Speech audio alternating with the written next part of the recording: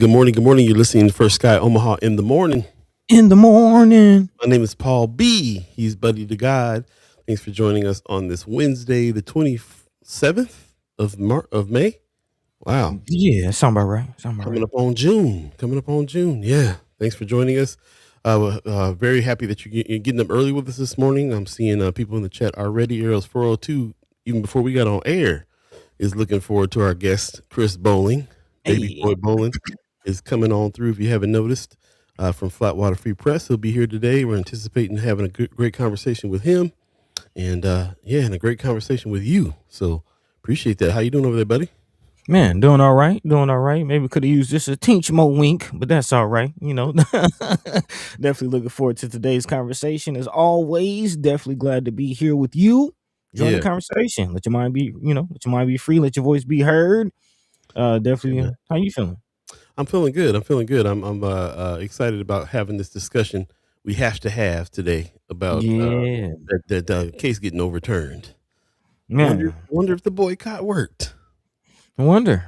And definitely got to get into, as we mentioned, Chris Baby Boy. He's done some massive reporting on some environmental things. So, yeah, we still following the money. Whitey on the moon.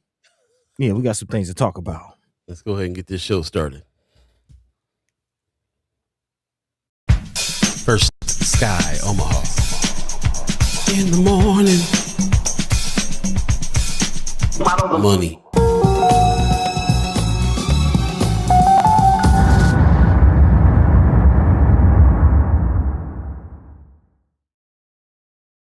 Once again, we welcome everyone to a fresh edition of First Sky Omaha in the morning. Thanks for getting up early in the morning on this Wednesday. Stepped on your line. My bad. 7:02 if you believe in the concept of time. And again, it is May the 27th, 2026. And if you're in Omaha, Nebraska, you're dealing with some pretty decent weather. We're going to be up in the 80s today, warming up. So feeling pretty good outside. A lot of people outside. A lot of things going on. So be careful out there. There's been some accidents overnight and some things that's been going on around here. So, keep your eyes on the road. When the weather gets good, people get to getting bold and hitting that gas pedal a little harder, I think. Yeah. So be careful. Just be careful. I see Arrows 402 giving us a love it. Chris Bowling's coming. Also, RG is giving us a morning, y'all. That's what's up. Lake Houston in the chat. What's up, Wednesday? How you doing? Michelle Moreno gives us a good morning, everyone. All right, fam, getting up this morning. Pops in the chat. Good Wednesday morning and mad love from Las Vegas. Cool. Appreciate you, Pops. Also, Ariel's 402 says, yes, at the quest. Yes, at the guest hashtag. That's what's up, man. Appreciate you reminding us about the hashtags. I'm glad you're excited about the guest today. Marlon Harrison gives us a good morning, First Sky family, and happy Wellness Wednesday. I like that. RG gives us that YouTube chat number sure jumped from 1 to 11 with the quickness. Yeah, man, don't trust them numbers. I don't know what goes on with those numbers. I don't know how they count what they count, but it's always different. After the show, we go back and look. Yeah, it's weird. But anyway, the fam is here. That's all we really care about. We appreciate all the chat chimers coming in, all the ghost listeners as well. We seem to be running into, buddy, I told you, now you've been in town, you're witnessing. I run into ghost listeners all the time, everywhere. People that are not in the chat regularly, but just listen in and know the schedule and everything. Yeah. Even not from town, like running into people, ran into a couple cats from outside of Omaha who are very familiar with the show. It was like very surprised. So shout out to all of you ghost listeners. We see you. It was like, yeah, buddy, how's your trip going back from Atlanta? Yeah, it made me think about it for a second. Say, yeah, we do kind of tell our business a little bit around here. Yeah, a little bit. Got too comfortable. But it's all good. It's all love. It's all fam. And man, I can't tell you how much we appreciate people that are checking us out and paying attention, spreading the word. Speaking of spreading the word, do us a favor, share the show on your page. Always helps to share the show. If you're on Facebook, do that. I'm not seeing any Facebook people in here yet. I wonder if Facebook's working. Let us know. If you're on YouTube, spread the pass along the link so other people can come in and have a good conversation as well. People that you think would add to the conversation and I think that would benefit from it as well. Please let them know that we would love to hear from them. If not, hey, ghost listeners, man, That's what it's all about. It's what it's all about over Hey. here too. So we're with it. Yeah, just a few things happening. It is a Wednesday, so we're not going to have too much of an extensive haps go on. But there are some things that are going on today. I definitely wanted to get into and talk about, and I'll go ahead and start that now. Community updates Yeah. going on. Yeah, appreciate it. There's a few things happening. Of course, our last our content creator class on Saturday is coming up. So, those of you that are listening that are part of this this cohort, please, yeah, get your homework done. We'll and come on through on Saturday, and we'll have a great discussion and some workshop and some wrap up and all that good stuff. Looking forward to seeing these stories come to fruition that are being built by this class. I'm very excited about it. So shout out to them. And again, if you're interested in being coming to a content creators camp workshop, then please hit us up on firstsky@gmail.com, and we'll definitely put you on the list for the next class that comes up too. All week long, we've been talking about this pardons clinic that has been posted around town. We had it on Friends of First Sky Omaha. This is actually brought to you by the ACLU, and they're asking, do you need help with a mayoral pardon process? ACLU of Nebraska is hosting this mayoral pardons clinic to help impacted community members in getting misdemeanor pardons for applicable municipal city offenses. This is happening today, as a matter of fact, Wednesday the 27th from 6 to 8. So if you have any connections to any of that and you need a mayoral pardon, then I highly suggest you check this out. Shout out to ACLU for doing what they're doing. But this is happening tonight from 6 to 8 at Heartland Workers Center in Omaha. And if you need any information on this, you can text them at 402-301-3944. So just something to look out for then. They provide a little bit more information on what that is. So looking forward to that. Also, we put this up the other day too. Clarice Dombeck is doing a call for volunteers. She says together we can abolish unfair rental application fees. Shout out to her. As many of you know, her day job is she's senior campaign organizer for the Redress movement. Shout out to Redress. She says that we are very excited to launch this community canvas. I need your help to get the word out. Share this opportunity with someone you know. So share the opportunity. There's a link there. We'll put this in Friends of First Sky Omaha. Of course, you can always contact Clarice about this as well. She says, get up, get into it, get involved. Unfair rental application fees are making safe and affordable housing less obtainable for renters in our community. Some of those fees can be outrageous. There's when I was on an apartment hunt myself, I was going through that where I had a put a pretty high price on the rental application fee just for them to tell you no, you can't have the spot. And if you're looking for 3 or 4 or 5 spots, that can add up. Putting those rental fees out there. So shout out to the Redress movement, the stuff they're doing there. Hopefully, that people can find you can find some solutions there for that. That's what that's all about there. So shout out to the work that Clarice Dombeck is doing, just all around, really doing things for the community in a big way. Yep. Yeah, I want to add to that a little bit. This is actually coming out of Atlanta. My time there, looking for an apartment, I came across a scam that I wasn't familiar with. But there's a scam, and I'm also seeing reports of this starting to happen more frequently out here in Omaha. But there is a scam of people misrepresenting themselves as property owners, property managers, realtors, and they have fake links with, they'll take actual pictures of these properties, create fake links with fake application links, and people who apply for these, and these non-refundable $150, $175 application fees that people are paying could be getting paid to people who aren't actually owners of the property. And again, they're not refundable. You know what I mean? So again, I'm starting to see reports of that. This is something that, like, they will post on houses when you go to view them in Atlanta. I'd never seen that before. But now I'm starting to see reports of that happening here in Omaha. So just want to let the people know, it's bigger what Clarice is doing as far as these application fees, just beyond the idea of application fees. There's some people scamming to get that money as well. That's wild. That's wild. Ooh, I'd be so mad. Man. I'd be so mad. Wow. Man, Yeah. yeah. Good looking. Thanks for the heads up on Yeah, that. yeah. We have to keep our eyes open for sure. Lots of things coming up as far as the stigma is concerned. The Beyond the Stigma brothers are getting together May 30th. Shout out! I ran into Johnny No Good recently too, and he said, "Thanks for bigging us up all the time, but have us on the show." And I was like, "Yeah, it makes some sense." So we'll definitely have him on the show. We're booked up until this Beyond the Stigma is happening, but we'll have him come on and maybe doing just talk about the success that they've been having there. But May 30th is the next one from 3 to 5 at Assembly of the Saints.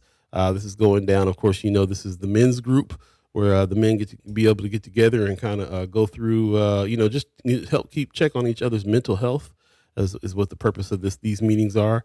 And if you're a regular listener of this show, you know how well this particular event works, and how everybody's really behind it. So just keep it in mind. Go to Beyond the Stigma. Go to Johnny No Good's page.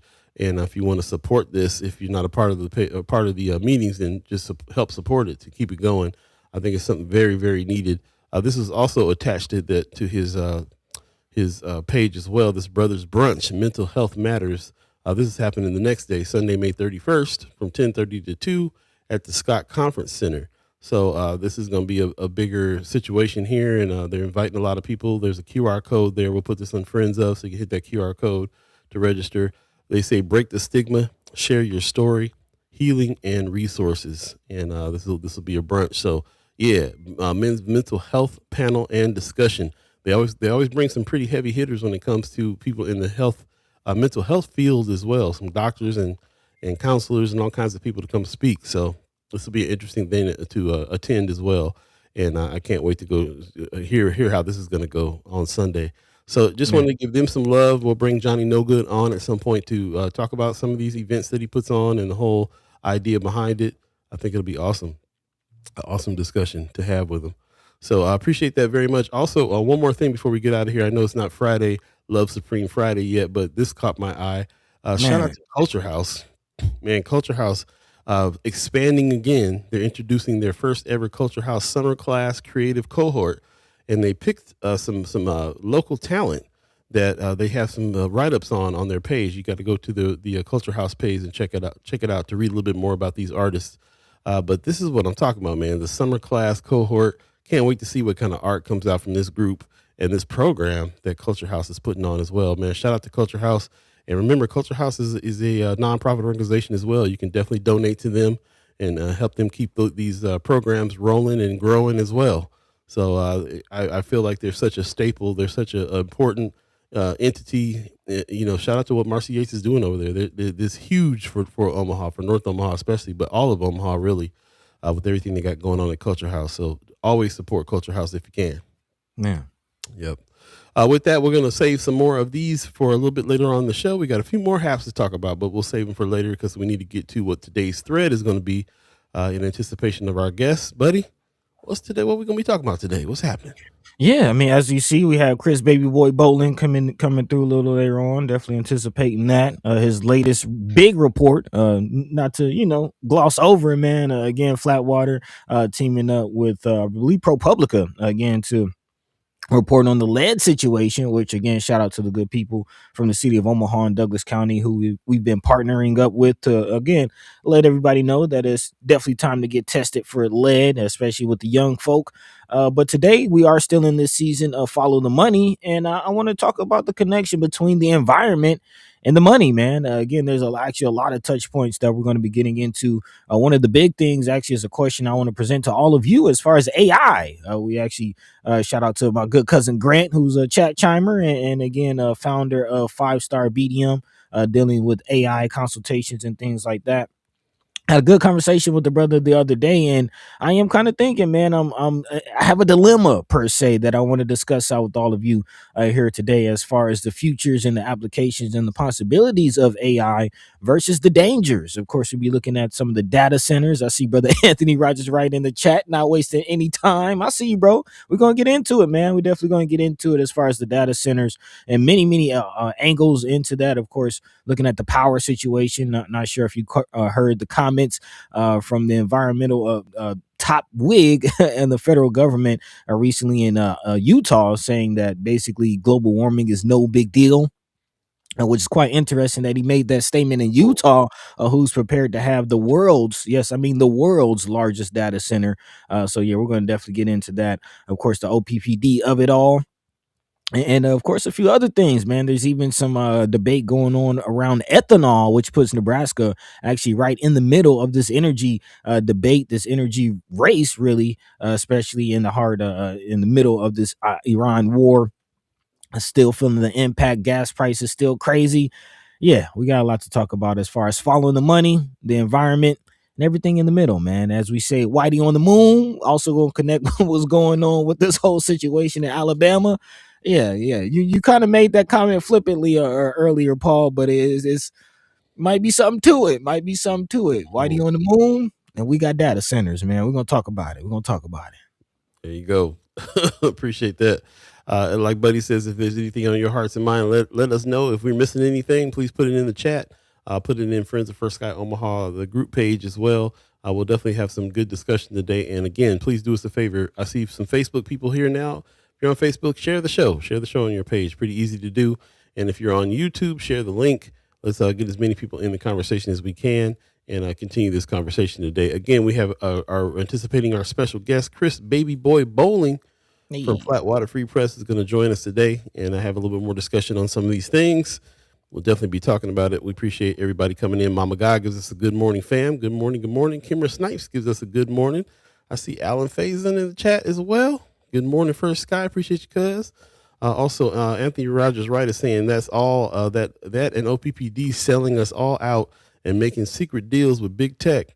That includes y'all's boy Eric Williams, who gets way too much cover for Black Democrats. All right, coming in hot there. Also, Biko Kwan's in the chat. Good morning. He says, yes, I'm one of the original members of Behind the Stigma. Please have Brother Johnny on First Sky Peace. I appreciate that. Man. One of the original members of Beyond the Stigma. Man, it really has grown to something special too. Appreciate that very much. Also, Anthony Rogers Wright is saying ethanol is a lie and welfare for farmers. Interesting. New name, Leon Karina in the chat. My friend has been listening to AI artists and it's tearing me up. Man. I'm sick of the AI stuff for real. We definitely have to talk about some of that because it goes deeper than what we're seeing in a really, really big way as well. Let's take a quick break. We're a little bit past the scheduled time, but we'll take a quick break and jump in. You're listening to First Sky Omaha in the morning. In the morning. My name is Paul B. He's Buddy to God. Stay tuned, y'all. We'll be right back.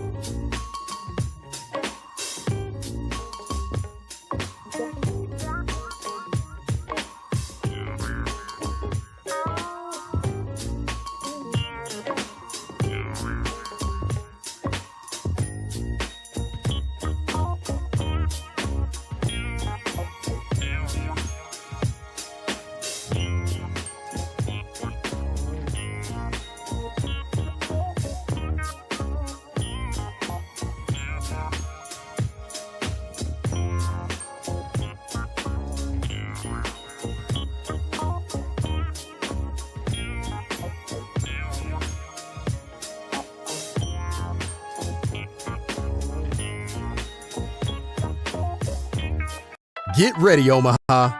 Join us for the Omaha Freedom Festival, a free, family-friendly celebration of Juneteenth on June 13th at Miller Park. Enjoy free food, community resources, and family fun from 12 to 5 p.m. Play basketball, kickball, dance, activities for all ages. Enter for a chance to win great prizes. Download your free day pass now at omahafreedomfestival.com. Celebrate freedom, family, food, and fun. The Omaha Freedom Festival. Everyone's invited and everything's free. Welcome back. First Sky Omaha in the morning. In the morning. Paul B, Buddy to God. Appreciate everybody that's joining us this morning. All the chat chimers, all the ghost listeners. Ascender KML giving us a good morning, y'all. Appreciate that very much. Also, RG is saying, is Ice JJ Fish the first AI artist? Who knows?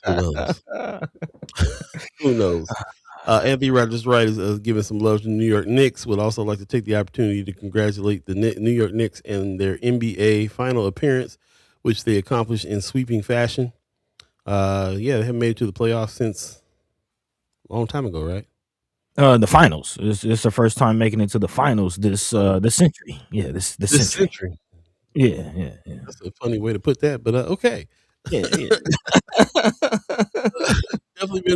Definitely been watching more games than I usually do here lately. So yeah, been following a little bit. Some people I like on the teams, and yeah, man, shout out to the Knicks. It's always good to see Spike Lee jumping around, happy about Oh yeah, something. yeah, So yeah, yeah, yeah. It yeah. was I cool. It mean, was between cool. the Shout Knicks out and to Montgomery, New York is winning. New York is winning. Hey, but to get into it, New York ain't the only one winning. Also, the good people in Alabama, they got a W. That's all right. You want to get into it? let's do it. Yeah. Again, let your mind be free, let your voice be heard. Definitely jump into the chat. But we got a few things to get into today. So let's get this ball rolling. And yes, you heard right. Alabama did something right. A 3-judge panel on Tuesday, as reported by the Nebraska Examiner, blocked Alabama from using a 2023 congressional map, the same map we've been talking about, the same map that would have left black voters in Alabama with just one district that they have an opportunity to self-actualize, to vote for somebody who actually represents them. But again, and they will have more of an opportunity to do so as the order comes again almost a month after the U.S. Supreme Court substantially weakened Section 2 of the Voting Rights Act. And in a similar case out of Louisiana, the Louisiana versus Calais case, and again also weeks after Alabama Governor Kay Ivey called a special session in the Republican lawmakers. In which Republican lawmakers were set for a primary, basically moving the goalposts. But again, this is something that is not just applying to Alabama, not just applying to the South, but we've been watching across this country as, again, it could possibly set precedent for further moves to further gerrymander and racially discriminate in the voting process. And again, do whatever they want. I mean, we've been talking about some of the other moves on the back end. If these midterm moves are successful, as far as congressional hearings, was the constitutional forums and conventions. Again, trying to get a third majority, at least secure a third of the states. I believe 2/3 of the states, in order to call a constitutional convention and do what with it. Maybe open the path for a third term for Trump, remove the 14th Amendment, all things that they have said out of their own mouths. So you got to watch out. But also, I am thinking about just the more things change, the more they stay the same. Actually, Paul, you shared this documentary from PBS, the Rosedale documentary, and it is interesting. Just the unwillingness to live around each other, and we'll get into that here in a second when we get into the SpaceX news and things like that. But we've been paying attention to this court case. You got anything to say about this one? I see a few. See Sister Camera coming through. Kimmer is asking, is someone going to appeal that because the Supreme Court? Yeah, I'm pretty sure they'll probably fight it.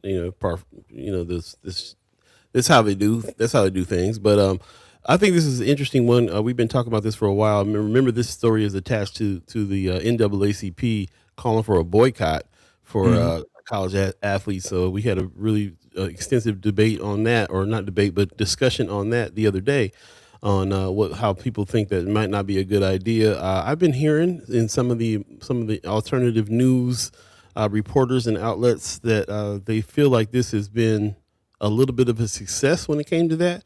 Apparently, there has been some high level sports people that were talking about leaving or walking off. They seem to think that some of that decision is because of that. Not too sure about that myself. I am very interested though in why they did fight that, because it sounded to me like the judges were going to go with it for a while. So this was a little bit of a surprise to me that this happened, and I'm kind of wondering what political strings got pulled, what leverage. What leverage got stepped on there to make that to have them go against what Trump wants. I'm always wondering what that's about. So we'll see. Anthony Rogers Rice says yes, it's already been appealed, so they're going for it for sure. Yeah. So that's kind of where I'm coming from with it. That's what I'm trying to understand is why that happened. Cool that it happened. Again, we were already looking for solutions. We were already trying to find strategies on how to deal with it if it did go all the way, which it still might. As you can see, appeals are happening now, so it still might go that way. But yeah, take the win when you can take the win, I suppose. Yeah, man. Yeah. But again, this is something that is not new. This energy, these mentalities, these moves are not new. And actually, I appreciate you sharing this PBS documentary. I wanted to share this real quick, just to, paint the picture. Like, again, I'll let me see 1 second. Again, this is a PBS documentary from New York, actually. I believe it was. Yep. Yep. Yeah, let's check it out. Yeah. What harm could they do? What's wrong with them? They're black. That's what's wrong with them. And the way I feel, black and white don't mix, and it's never going to mix. They've been here in this country 200 years, and it seems that you show me one neighborhood where integration worked. I don't think there's a neighborhood where integration ever worked, where it didn't go totally black. And we don't want that to happen here. And we're going to do everything within our power, through legal means, to make sure that this neighborhood stays white. This clip comes from a documentary called Rosedale, The Way It Is, produced by journalist Bill Moyers. It aired on PBS in January 1976, and it documented what happened when a black family, the Spencers, moved into this all-white neighborhood. Their house was firebombed. A pipe bomb was thrown through their window on New Year's Eve while they slept with their 3 sons. A note attached to it threatened to kill their firstborn child. And the 2 men arrested for the bombing were acquitted. But the Spencers didn't leave. And what this documentary captured, the rallies, the patrols, the open hatred, wasn't Alabama in 1955. It was New York City in 1975.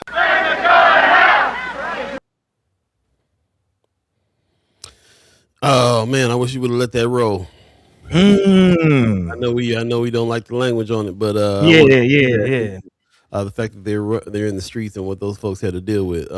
But definitely go check that out. Shout out to Bill Moyer, who's always been one of my favorite journalists and filmmakers and organizers back in the day. Man, he used to really uncover some things back in the day. Rest in peace, Bill Moyers. But yeah, I would definitely highly suggest you check out that documentary and see what goes on there. It's a trip to me. I was born in '73. That happened in '76. So while I'm 3 years old, they were walking down the street. N-words go home. Man. Throwing bricks through windows. This ain't ancient history. Man, and again, as you see, this is right now with some of the same energy that we're seeing from Alabama, and more things change, the more they stay the same. Because in this moment, it's not necessarily a Love Supreme Friday, but I'm reminded of a favorite poem of ours from one of the original rappers, if you will, Brother Gil Scott-Heron and Whitey on the Moon. And these renewed even going back to what we're talking about with the NAACP and I believe it's called the Out of Bounds movement, which is again the call for these athletes to step out of PWIs, predominantly white institutes in these southern states. Conversation of integration and whether or not quote unquote black and white can live together. And I'm definitely thinking of this Whitey on the Moon poem, and the fact that what's going on is really resembling that, as far as looking at the connection between the SpaceX move, these data centers, and the deteriorating environment that we're all going to possibly be left with. If you remember at the beginning of the season of Space is the Place, I talked about the next frontier and us getting all this that we're talking about right now, as far as the renewed bigotry, Jim Crow 2, really 3.0 making its way, and us having to get past this if we're ever going to get to the next frontier as humans. But it seems like the plan might be to leave us here while the next frontier is already happening. So we'll dive into what's going on with SpaceX here in a second, but definitely wanted to get into the environment of it all. Paul, you got anything to add before we do that? No, I just was addressing the chat real quick. Kimber Snipes is saying we heard her name but wasn't paying attention. I don't remember what we said about you, but I'm sure it was all good. I'm a guy in the chat says Supreme Court would not interfere with VA not accepting new maps, so they shouldn't interfere with Alabama decision. Shouldn't. It may be true. RG says, is this the same doc where the young black kids on bicycles were harassed by a bunch of white kids that didn't want them on the block? You'll know the scene I'm talking about. I do believe this might be that one as well, or they have something. There's something similar at the very least, because they showed a lot about how they harassed everybody, that a family on the street, and that may have been. I kind of vaguely remember something about some bicycles and some kids. Definitely check it out. Yeah, Man. Bob says, and Karens in nearly every state in America. Definitely highly entertained by watching these Karen videos that come on. Also, Godfrey is turned out to be one of my favorite dudes with "Leave Black People Alone" episodes. Interesting stuff. But yeah, we're seeing it, and it's not like anything has changed at all. I think it's pretty interesting, this whole concept. We're talking about Whitey on the Moon, Gil Scott-Heron's famous poem. He was really making a statement about white flight. But these days, they're not just trying to get away; they're trying to control and surveil us from the skies anyway. We'll talk about it when we get back. 7:30 right now. If you believe in the concept of time, we'll take a quick break and come back. You're listening to First Sky Omaha in the morning. In the morning. My name is Paul B. He's Buddy to God. Stay tuned, y'all. Be right back. Step into history at the Omaha Freedom Festival with our Negro Leagues and Black Baseball Storytelling Series, a powerful celebration of America's baseball legacy. Join us Saturday, June 13th, 2026 at Gene Leahy Mall Pavilion. Hear from historians and icons as they bring the rich history of the Negro Leagues to life. Just download your free ticket at omahafreedomfestival.com. Don't miss this celebration of history, heritage, and America's game. Only at the Omaha Freedom Festival. We're turning up the heat for Omaha Freedom Festival's night concert with Carrie Hilson, Life Jennings, and R&B superstar and Grammy-nominated Nivea, hosted by Josh Jones and music by DJ Chang. Don't miss one of the biggest R&B nights Omaha has ever seen. Join us Saturday, June 13th at Gene Leahy Mall Pavilion. Doors open at 7 p.m. Concert starts at 8:30 with fireworks after. Tickets at omahafreedomfestival.com or in person at LaFleur's New Look Fashion. Celebrate culture, music, and community at the Omaha Freedom Festival. Welcome back. First Sky Omaha in the morning. In the morning. Little delay there on the delay there. Yeah. I love how you can get tickets to Freedom Fest at LaFleur's. You can still go down physically buy your tickets at one of the shops. That's what's up. We mentioned this before. We do have some VIP tickets for that Life Jennings concert, Carrie Hilson concert, and we'll be talking about it. We'll be having Calvin Williams on soon as well. Shout out to him and Freedomtainment and all the work they're doing with all the events and stuff that they're part of. Not just the stuff you're seeing there on the commercials, but all kinds of other things they got going on throughout the year. Now they're really expanding on what they're doing, and so shout out to the work that Calvin Williams is doing and stuck in there to do. We'll definitely invite the brother on before the concert comes up so he can talk about what's going on and maybe do some of these ticket giveaways. So stay tuned for that. Appreciate everybody that's coming through. Kimmer Snipes in the chat says they used to take baseball bats and knock the side mirrors on our cars off at the house and toilet paper our trees and call the house calling my mom the N-word. Man. So we have actual physical memories of things like that happen, stuff that we've seen on these documentaries happening to us and our people, our families, our people, even in the time frame that we've been around. So this is not ancient history. This stuff is going on and it's still going on to this day. She says, we was the only black family. I was 10 walking to the store getting called the N-word. Man. And I mean, even now, you think, Anthony Rogers Wright talking about the sign, or what was that RG talking about the scene where the kids on the bicycle. I mean, have y'all been paying attention with all the stuff going on with Chud the Builder or whatever his name is, the on social media, going around calling people the N-word? Finally caught a case. There's been a couple other copycats that done got the paws put on them. Mm-hmm. Yeah. It's all going down, man. And I also appreciate the comment from Pops. I see him in the chat saying Gil Scott-Heron was a historian and a prophet. Yeah, man. Yeah, Whitey on the moon. And again, we're going to talk about just that as far as this whole SpaceX situation and the connection to data centers and really what seems to be a move towards the next frontier while the rest of us get left in a foggy past, if you will. Nobody owns anything. Man, when nobody owns anything and you can barely breathe or drink the water. Again, this is coming from investing.com, talking about this recent move from SpaceX, who apparently won a $2.29 billion Space Force contract for a data network. Again, the U.S. Space Force awarded SpaceX, again, $2.29 billion in a contract, I believe just yesterday, to develop the Space Data Network Backbone, a satellite constellation designed to provide secure, high-speed global data transport for military operations. Keep that in mind. The Space Force competitively awarded the firm fixed price other transaction authority agreement delivery to SpaceX.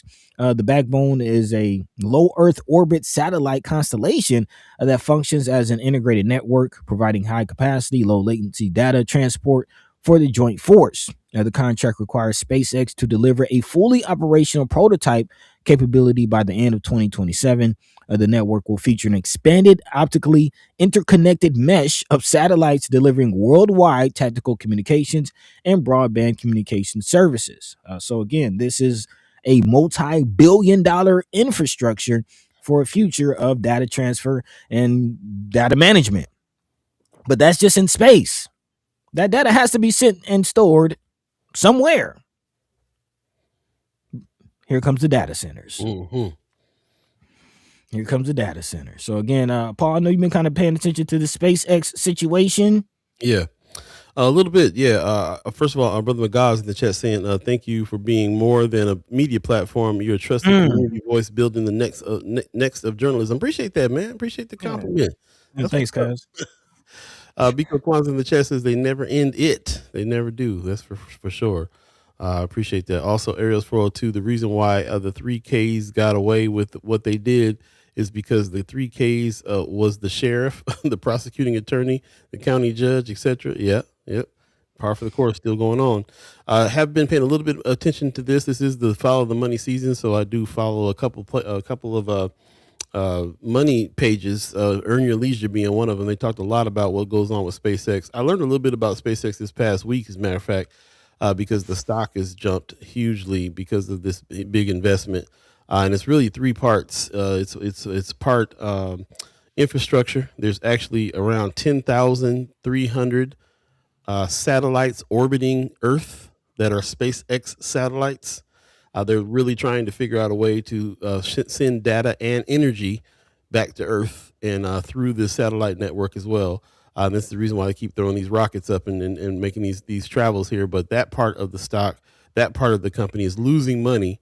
It loses money all the time. It's kind of the they have not been able to figure that part of the company out. But the company is floating actually on their satellite company. So what's the name of the digital internet that you can get satellite from them? So my name, I'm blocking. I can't think of the name right now. The internet. Yeah, it's so you can get internet from the cloud. I know some people that have it. That's the crazy part. It's really growing. I don't know why my name is blocking my Starlink. Oh, yes. Starlink, which you're not really thinking about being connected to SpaceX, is a part of that company, and the reason why the stock is so high, because that is the money making side of the company. So everybody who has a Starlink dish, network, are there. Thank you, Tony Johnson. Appreciate that. Those of you that have that are part of that ecosystem there. So the things that they're doing with SpaceX going to space is being really funded a lot by that. Also, Tesla is another one. So they're the autonomous cars. That's the third part of the three-part situation over there with SpaceX and how that works. They also trying to control the cars from the satellites. So again, if you think about what that looks like, over 10,000 satellites in orbit from one company. They've been creating a network of things for a while here, and they're feeling like they're saying that the future is to put data centers in space and shoot data back and forth, and they've been building a network to do this for a while. And the people that know it, and they're investing in it because their stock is up, and they're getting these kinds of investments to build this out. So it's even more than Whitey on the moon. It's like they're not even worried about that. They were not even worried about getting away. They're trying to control and surveil here, and also the war contract. The big contract is so that they can use these satellites and everything they got doing to wage war. That's the situation. Yeah, it's all for military operations. That's the main thing is, again, per the article, high speed global data transport for military operations. And remind you, don't forget, there's this whole back and forth between the US government and Anthropic for their use of AI Right. systems for this war in Iran. So we're definitely seeing the major application, billions of dollars being spent for these military applications for AI. And again, these data centers are just the infrastructure. They're just a foundation for all of this. But Yeah. again, this is going back to a dilemma that I'm having in the conversation I'm bringing to you all, as far as, what are the real dangers of AI? And is it, people are complaining, and I understand it, but people are saying, stop using AI to create your platforms or create your PowerPoint presentations and customize your pictures. Um, I think the surveillance and military operation is something we actually have to talk about as far as the AI being used. You know what? It kind of starts to remind me a little bit about how, like in California, they talk about I grew up in California where they always had a water shortage all the time. So literally grew up learning how to when you brush your teeth, you turn the water off in between brushes.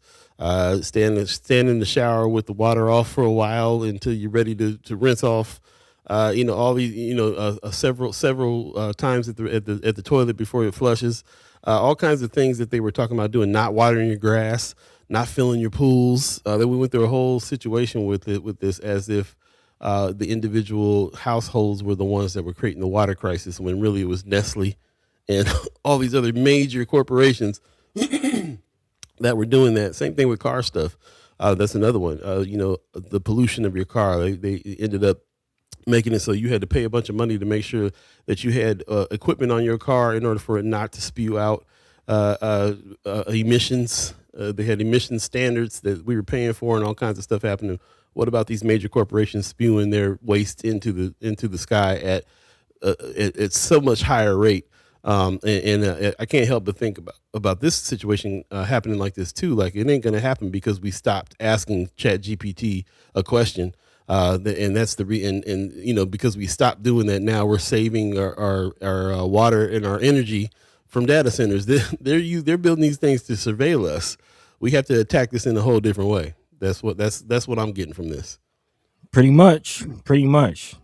So we're definitely seeing a standoff between billionaires and these major corporations and their interests and the environment, to a tune that we haven't really seen. Like, you definitely are right as far as the Nestle situation. We always talk about, Amy Goodman and what she did with Democracy Now! And up there with the XL pipeline and the interest, of the of your BPs and your major oil corporations and the environmental pressures that they've had. But this data center, and this is to a whole nother level, because none of those companies have ever been evaluated at a $1 trillion evaluation. Yeah, that's a trip. Which is what they're talking about as far as SpaceX. This is what all of this is for, as far as all of this infrastructure, the tens of thousands of satellites, the mega massive data centers that are being built to uphold it, is because billionaires want this piece of this trillion that's coming. So it is very interesting. It's not just Elon, but also now we definitely have to talk about the situation out of Utah with Kevin O'Leary from the Shark Tank, building the world's largest data center in Utah, and what that may mean for Nebraska. So yeah, we'll definitely get into that. I'm going to jump in the chat real quick before we get to our special guest. We have a special guest, Chris Bowling, coming on in shortly. But before we get there, Marlon Harrison is asking, did anyone ask E.T. and his friends if they want all this stuff in their backyard? Do we want all this stuff in our backyard? Come on. If they come and attack, I'm going to say it was DT and Elon Musk's fault. They already know. Also, Tony Johnson says they are using overseas during natural disasters. They use it overseas during natural disasters. Talking about Starlink? Starlink, maybe, yeah. I'm seeing more and more people just in our country that use Starlink because of the poor infrastructure we have for for high speed internet on a whole lot of places. I was thinking about getting it on the north side, moving to the north side. I'm thinking about it just because the north side is still not up to par when it comes to high speed. Tony Johnson, RG says starting to see more advertising for Starlink too. Yeah, it's huge. Anthony Rogers Wright says Starlink just made a deal with United and Alaska Airlines to provide Wi-Fi on flights, and they're really toting that as this is the first time they're going to have real clean, high level, no glitches in your movie type of Wi-Fi. Like it's going to be supposed to be the best ever up there. So they've been talking about it. Mama Ka said, in the words of Miss Jackson, control for real. Man. For real. Pop says the whole space race from day one was about military dominance. True. Man. I grew up in the era of Star Wars. They used to call it Star Wars in the 80s, where they were trying to put satellites in space in order to shoot lasers to the land. Yeah, it was wild. Marlon Harrison said, not trying to sound like a young person, but there's a Disney movie talking about how going to the moon is not a good idea. Also, Tony Johnson said, let's not forget about the coal plant down the street for sure. Anthony Rogers Wright, there's a even earlier story about why this is a bad idea. The Lorax, the Disney movies. Appreciate everybody's comments on this. So we'll definitely jump back into it. I want to hear that Kevin Leary story for sure. But before we get there, 7:45 right now. If you believe in the concept of time, we'll take a quick break and come back and bring in our special guest. Chris Baby Boy Bowling is in the house. Stay tuned. We'll be right back, y'all. First Guy Omaha in the morning. In the morning. All B, Buddy the God. The rules that do play. We have to show them by our actions that we do not intend to play the role that the Jews play.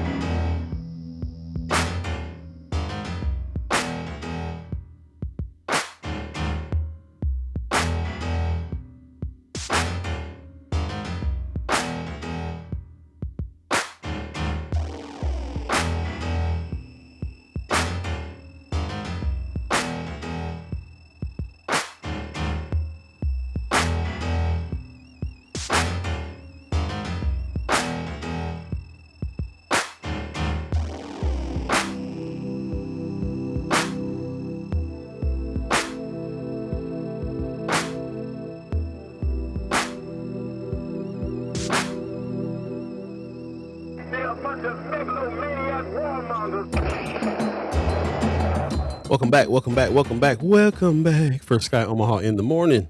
In the morning. My name is Paul B. He's Buddy the God, and we got Chris Baby Boy Bowling in the house. Hey, how's it going? Man. It's going good, man. How you doing? Good. Just still plugging away at the journalism thing, writing stories, researching, all that sort of stuff.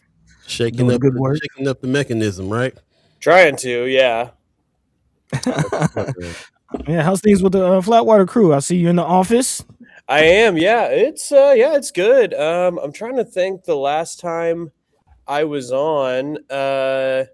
We've probably hired a few people since last time. Yeah, it keeps growing. I kind of, am wondering when, it's going to slow down. But yeah, things are going well. I heard you guys talking about data centers, and we hire. I'm sure you guys talked about Anila's stories about data centers that she's done. You guys should definitely have her on. She found, I don't know if it was leaked to her or how she found out, but that Google was like trying to build this massive data center in like eastern Nebraska, and now Otoe County down there put this moratorium on them and all this sort of stuff. So yeah, she's breaking stories left and right, and I've been interested in like the coal plant and all that sort of stuff for a long time, and working on lead right now, so I can't really do the coal plant. So she's kind of looking for stories about the coal plant. So anyone in the chat, so yeah, you guys should definitely have Anila on. She would be a great person. But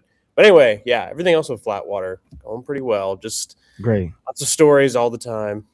Yeah, doing the work, man. Actually, I did pull that story from Manila. We'll be getting into that here in a second as we are prepared to talk about what's going on out in Utah.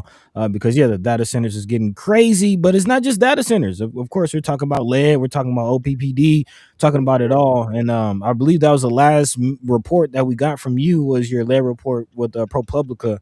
You say you're still on that. So how's that looking? What's the update?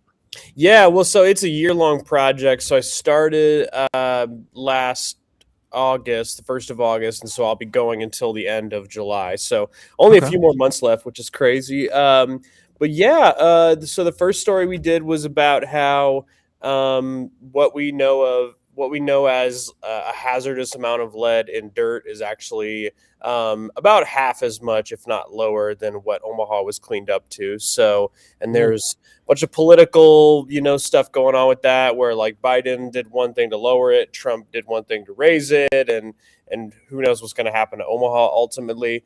And then yeah, I just released another story somewhat recently about how.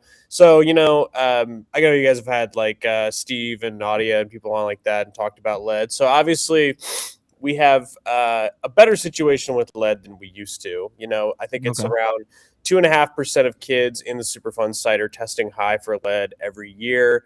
And that's a huge decline from what it was back in the day. But only about like 40% of kids are actually getting tested in the Superfund site. And so, on one hand, it's good that, less kids are testing high, but also like there might be a lot of kids that are having, problems with lead that we don't know about because they're not getting tested. And, who knows what the real number really is. So yeah, just more stories. And then we're planning on in the next month or two, I think hopefully the next month, doing a story about, I think I talked about how we actually were going out and testing dirt. Mhm. So your yard was cleaned up. You were told, hey, everything is fixed now. So we go out, we have a spoon, we have a little plastic vial, looks like that. And then we send it off to a lab and we see how much lead is actually in it. And, I won't, say what we found yet, but let's just say it's interesting. We didn't find nothing, so that's good. We got to read the article to find out. Is what you're saying. Yeah, Yeah, I yeah. mean, I'm not gonna work like 8 months on everything just to kind of spoil it, but yeah, yeah, lots of stuff going on. We're gonna be testing in Council Bluffs pretty soon, maybe today, honestly, if it's not too hot. So yeah, just a whole lot of things. I think it's a interesting. You're on first name basis with Nadia and Steve and them. Like you've been in the trenches and talking to everybody who's been involved with all these different things and projects. And I like the fact that there's some follow up. It's fourth estate style right there. We got government entities that are going and doing the testing, and you come behind them to make sure that got done and that type of thing. So yeah, Mhm. just interesting all the way around. Also, this article that I just came across earlier, the one that talks about what's in your lead, what you should know. It's Mhm. what you should know about lead contamination in Omaha is pretty interesting. As a matter of fact, I'll put a link to that for people to go check that out. But yeah, I'm very impressed by this, and I just want to reiterate to our listeners about Flatwater, about what you're doing, about this being a year-long project. I mean, when we talk about what we want to get to as far as the ultimate journalism situation is concerned, it's investigative. It's funded. It takes time. It gives you the time and the opportunity to dig and to have a longer conversation. We're all about the longer conversations around here. So I appreciate the Mhm. work that you're doing there. I appreciate Flatwater being one of the only spots that is even backing this kind of journalism. And this is the kind of stuff that moves the needle. And what's your goal? What's your end goal for when you get done with this project? What do you want to have seen changed because of it? Yeah, it's tricky because with, journalism, you don't necessarily like want to have like policy in mind or anything like that. I mean, my ultimate goal with everything I do is that people are better informed and about, situations they might not know much about, and can do with it what they may. I mean, I guess I would say, my number one goal is for people to realize that lead is not a solved issue in Omaha. I mean, that's not controversial to say Mhm. because science has advanced. What we know of as an unsafe amount of lead has dropped lower than what we cleaned up to. Mhm. Um, and yeah, I mean, they cleaned up like 13 or almost 14,000 homes in Omaha. There are 27,000 homes that have the new, low level of lead. And that's even Wow. higher than what the Biden administration originally had. So it would have been even higher. And, there's a question of like, are they going to clean that up? And I've had a lot of people, including the former director of the Superfund program at the EPA, where he was the director for like 14 years. So he kind of knows what he's talking about. Basically saying like, if people don't make this an issue, the EPA is kind of okay to be like, well, like, so it's Deal like, with it. like, this is not a huge shocker to anybody, but like, if you don't push for something, you're probably not going to get it. It's not like the government is willingly going to engage in a massive, expensive project. I mean, the smelter in Omaha was open for 127 years before the federal government, wanted to do anything about it. And the only reason they came to town is because Councilmember Frank Brown from North Omaha and a bunch of other North Omaha citizens were like, our kids are being poisoned. We need help. They've been raising the issue for years. The city had just wanted to, this is kind of getting off on a sidetrack, but it's interesting to me. When the city was redeveloping the riverfront, they just wanted to basically like clean up the Sarco site and then just move on. There's actually articles where they talk about moving the smelter somewhere else in Douglas County. So there is an alternate reality where, hopefully eventually they would have realized that having a lead smelting plant in anywhere is a bad idea. But there's a reality where had those people not stood up and said something, then we never would have gotten any of this cleanup. The smelter would still be operating somewhere. So anyway, it's a long way of saying I just hope that this makes people engage with this issue, and whatever they want to do with it after that, if they think everything is all good in Omaha, then, that's fine. If they think there's more work to be done and we should fight for this, they should do that. But yeah, it's just kind of crazy to us that like one of the biggest environmental issues, if not the biggest environmental issue Omaha has ever faced, like I think about 50% of the people we surveyed, and these are people who signed up for soil testing, so they're already engaged enough to do that, didn't know about the Superfund site. So it's just something that, people should know about. So one of my takeaways here from this is the fact that I was thinking that once lead gets remediated out of the yard and so on and so forth, it's 100% gone. And now it's hit me right now. No, it was never 100%. It was trying to get down underneath some kind of moving goalpost level. Arbitrary numbering. That is, they're like, that's we can allow enough of that poison in this neighborhood, and so you got to keep fighting for it. Is my one of the interesting things is, and a lot of people don't realize this, but when they cleaned up yards, they actually like split them into these quadrants, and so they would only clean up the parts of your yard that were above the number that they cleaned up to. Wow. So I've literally seen it before where like one section was, for like the number in Omaha is 400, which is about like a marble in a 10-pound bucket of dirt, like dispersed, with tiny little lead particles. So they would clean up over here, but if this was 399, they would not do it. Wow. And there's a whole lot of stuff there, but a lot of people don't realize that, and also like some of the highest contamination that most houses have is around the drip zone. Which is like the perimeter of the house. And if your yard was not high, but your drip zone was high, they would not do anything. So and that's where like a lot of kids play, so yeah, I don't know. It's more, I think it's just a more complicated issue than people realize. Most people don't even, or a lot of people don't even know it is an issue. So there's just a lot of room to do in just terms of like education, and making sure this isn't something that just, disappears. It's just very interesting, just language and, how certain terminology is used to disarm, like clean up when it's not actually clean. You know what I mean? It's just these arbitrary levels and how these decisions are made, like who's deciding what level of, where's the science behind it? Did you kind of get into that, how these levels are decided upon? So I will say the EPA does it, they have a a unique situation because they're both like going off of science and like the federal like law, and the law is structured in a way of like Two it's different things, right? right, yeah, and the goal of it is that you are going to sue somebody and get them to pay for it.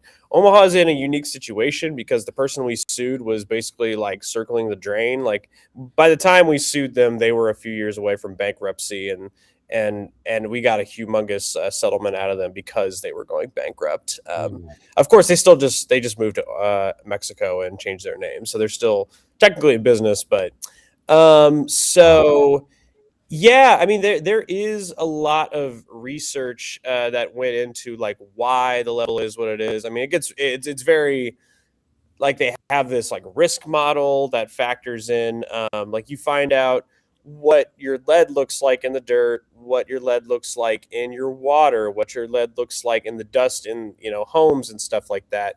And each of them is assigned a number. Those numbers are like fed into this equation, and that equation spits out a number. Now, Omaha was contaminated by a smelter. Smelters, the kind of lead that they put out is I think this is right. It might be a little bit more nuanced, but basically the particles are like incredibly small. And my understanding is the smaller the particles, the more uh, easily they can poison people. Like your body just absorbs them easier. So our number they actually recommended was like around 300, not 400. And that's even going off the science of like 1996. But they didn't do that because that was not like the lowest number that they could technically do, and it would probably have caused a whole lot of problems. So they're just like, well, we think 400 will be fine. And yeah, so I mean, it's just the kind of way that America works. I mean, generally speaking, like we don't prove something is safe before we start using it. We allow people to make things and do things, and then later on we try to have the research catch up. But so yeah, I mean that's why I mean lead, people knew for a long time that no amount of lead in the body is safe, but you need to have all this research proving like it causes, mental, setbacks in kids, or there's all this stuff now about how it causes like heart attacks in adults, and all these different things. But we just, as a society, we want, I don't know. I guess it's just like capitalism. Like you want to like let people do their thing and then let the research slowly catch up. Well, they just want to make the money quick, fast, and doesn't matter. And before the law stop them from doing something, and really like what it looks like to me sometimes is when is people start dying, and then all of a sudden then they say, well, I guess we'll have to spend some money to do this. To me, it's all these reports and all these facts that you have to come with about how it affects people's hearts and kids' brains and so on and so forth is only so they can figure out how much money they're going to throw at the problem, and the least amount of money the better, because capitalism. So like that's what really interesting to me is that it's rare to see any studies for study's sake, but it's always so they can determine and assess how much money they're going to have to spend on something. And there's a comparison model there about how much they might get sued, and if they're going to get sued less than they have to spend, they'll go to court and all that. Yeah, definitely. If yeah, and that's a crazy thing about. I mean, I don't know if this is interesting or not, but the way the lead issue has changed over time. Like back in the 70s and the 80s, when they were just starting to really say like we have a lead problem in America. There was this guy in Pittsburgh. He was one of the first people that ever proved that like chronic lead exposure was causing problems in kids. And the way he did it was lead actually like confuses our bodies into thinking it's calcium. So that's how it gets into our bodies and like starts screwing things up. So like our brain needs calcium for the synapses to fire. And so, we can, grow our brains and all that sort of stuff. So lead gets in there and it basically fries the connections, and that's why it hurts your brains. But then it gets stored in our bones. Sorry, this is all like very depressing, but it's true. So it gets into our bones, and the way that this scientist was able to prove that these kids were chronically lead exposed is that he was able to get their baby teeth and actually analyze their teeth and show. So like, I mean, this was, people literally were like, I don't even know if lead is like bad for us. It's like, oh yeah, you can be exposed like one time really bad, and then you're throwing up and all that sort of stuff. But like after a couple days, you're fine. This was the first time anyone was like, this is actually a very bad thing over time. And there were studies that were sponsored by the lead industry where they paid scientists to basically just say, yeah, this is all crap. Like, he doesn't know what he's talking about and blah, blah, blah. And these were like respected scientists. Now, I think today we're a little bit better about that. It's not quite as like brazen as it used to be, but Nah, bro. it still definitely happens. OPPD just put out a report trying to act like the coal plant isn't affecting North Omaha, so they're still doing that. We'll get into it here in a second, but the U.S. Secretary of Energy, Chris Wright, just said global warming is no big deal in Utah. That's about to have the world's largest data center. So it's still the same. Yeah, no, I know. I mean, I definitely know there are people who are deniers of facts and information and all that sort of stuff. I just I would hope the scientific community generally, I guess I'm just sounding kind of like naive and stupid right now, but I guess it's like the hindsight is 2020 thing. Like when you look back, you can clearly be like, that is so dumb. But like, what things are we going to look back on in 20 years, 30 years, 50 years and just be like, how like in the hell did they like allow that to happen? Like, it's like when you talk to if your parents like smoke cigarettes and you're like, didn't you know it was bad for you? Like, why would you do that? And it's like, so I'm thinking about like what things like my kids or family or whatever in the future are going to be like, why did you do this? Or like, are you really like drank out of a plastic bottle? Like, or are you like stupid? So, Well, it was already happening. We already getting reports that drugs like Ozempic is messing with your bone density. People are taking them real fast, and then a year or two later, they get a study, and yeah. If you guys ever want to have me on and talk about peptides, I don't have any journalism connection to it, but I have a friend who is on the peptide train, and I'm just like, dude, like not just Ozempic, like all kinds. He took the one that there's one that like enhances your melanin receptors so you can like become more tan. Have you heard about this? Well, he's like a really pale ginger guy, and so it just turned his hair black. So What? Wait a minute. Wait. Let me reset. It's 8:06 right now. If you believe in the concept of time, you're in the second hour now of First Guy Omaha in the morning. My name is Paul B. He's Buddy the Guy. We're here with Chris Bowling. We call him Baby Boy Bowling in the house over from Flatwater Free Press. He's blowing our minds right now by some melanin drug. We'll have to get into another time. Do your own research. Yeah. Don't believe the scientists that are paid by the government. Look for the real research. Oh my God. Pops in the chat says, yes, plus it slows down the process and allows them to continue to make money as the studies are taking years and more years for legislation. See the coal plants. I appreciate you saying that, Pops, because I do feel like that's a part of it. When we first started doing this show, every single time we did a story, it was like, so they're doing a study on this and they're doing a study on that. And I got to be that guy that's like another study, and the studies keep going on. They're necessary, but they seem to drag out. They keep going on. And I started to feel like there was something behind that. Like Pops is saying here, they drag it out so they can make that initial money. And it's almost like a hustle. It's almost like a grab. Like, let's go make this money real quick before they outlaw this. Mm-hmm. You know what I'm saying? And that seems to be the way of doing business for every industry. Anthony Rogers Wright says 97% of global scientists affirm that reality of climate change. The other 3% are paid by the fossil fuel industry. Still going on in a big way. So yeah, appreciate that. Also, what I was thinking about when we hit that coal plant situation is well, first of all, the lead. Anthony Rogers Wright a couple times ago. A couple visits of yours ago, I believe, was talking about how the coal plant is there's residual lead that comes from the coal plant. Like there's never going to be 100% out, is what we're understanding. So getting closer to what that is. Before we move on from this subject, I do want to say, since that's the case, then we have to go back to what we are all about here, which is, well, what do we do about it? How can we help?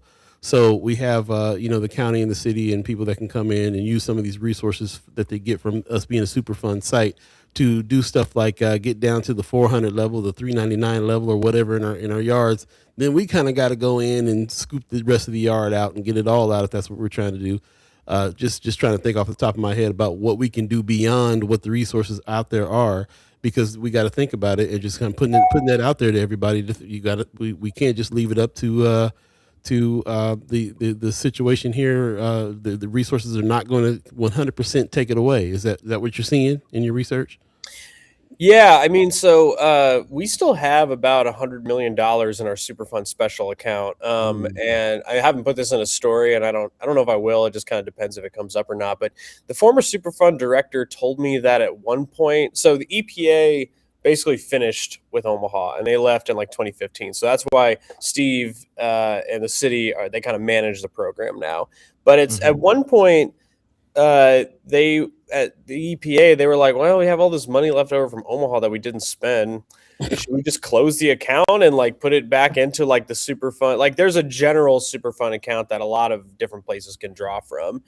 And basically he was just like, no, like we shouldn't do that. So it's like, yeah, I don't know. Anyway, so yeah, people need to, I think nothing's going to happen if people don't raise the issue. You can't expect that government is going to always have your back and be really, I think you see that with issues all the time. People need to speak up if they want to get something done. We got to follow that money though. I mean, yeah, 100 million. What they gonna do with that? I'm sure they have ideas. But as the saying goes, a closed mouth doesn't get fed.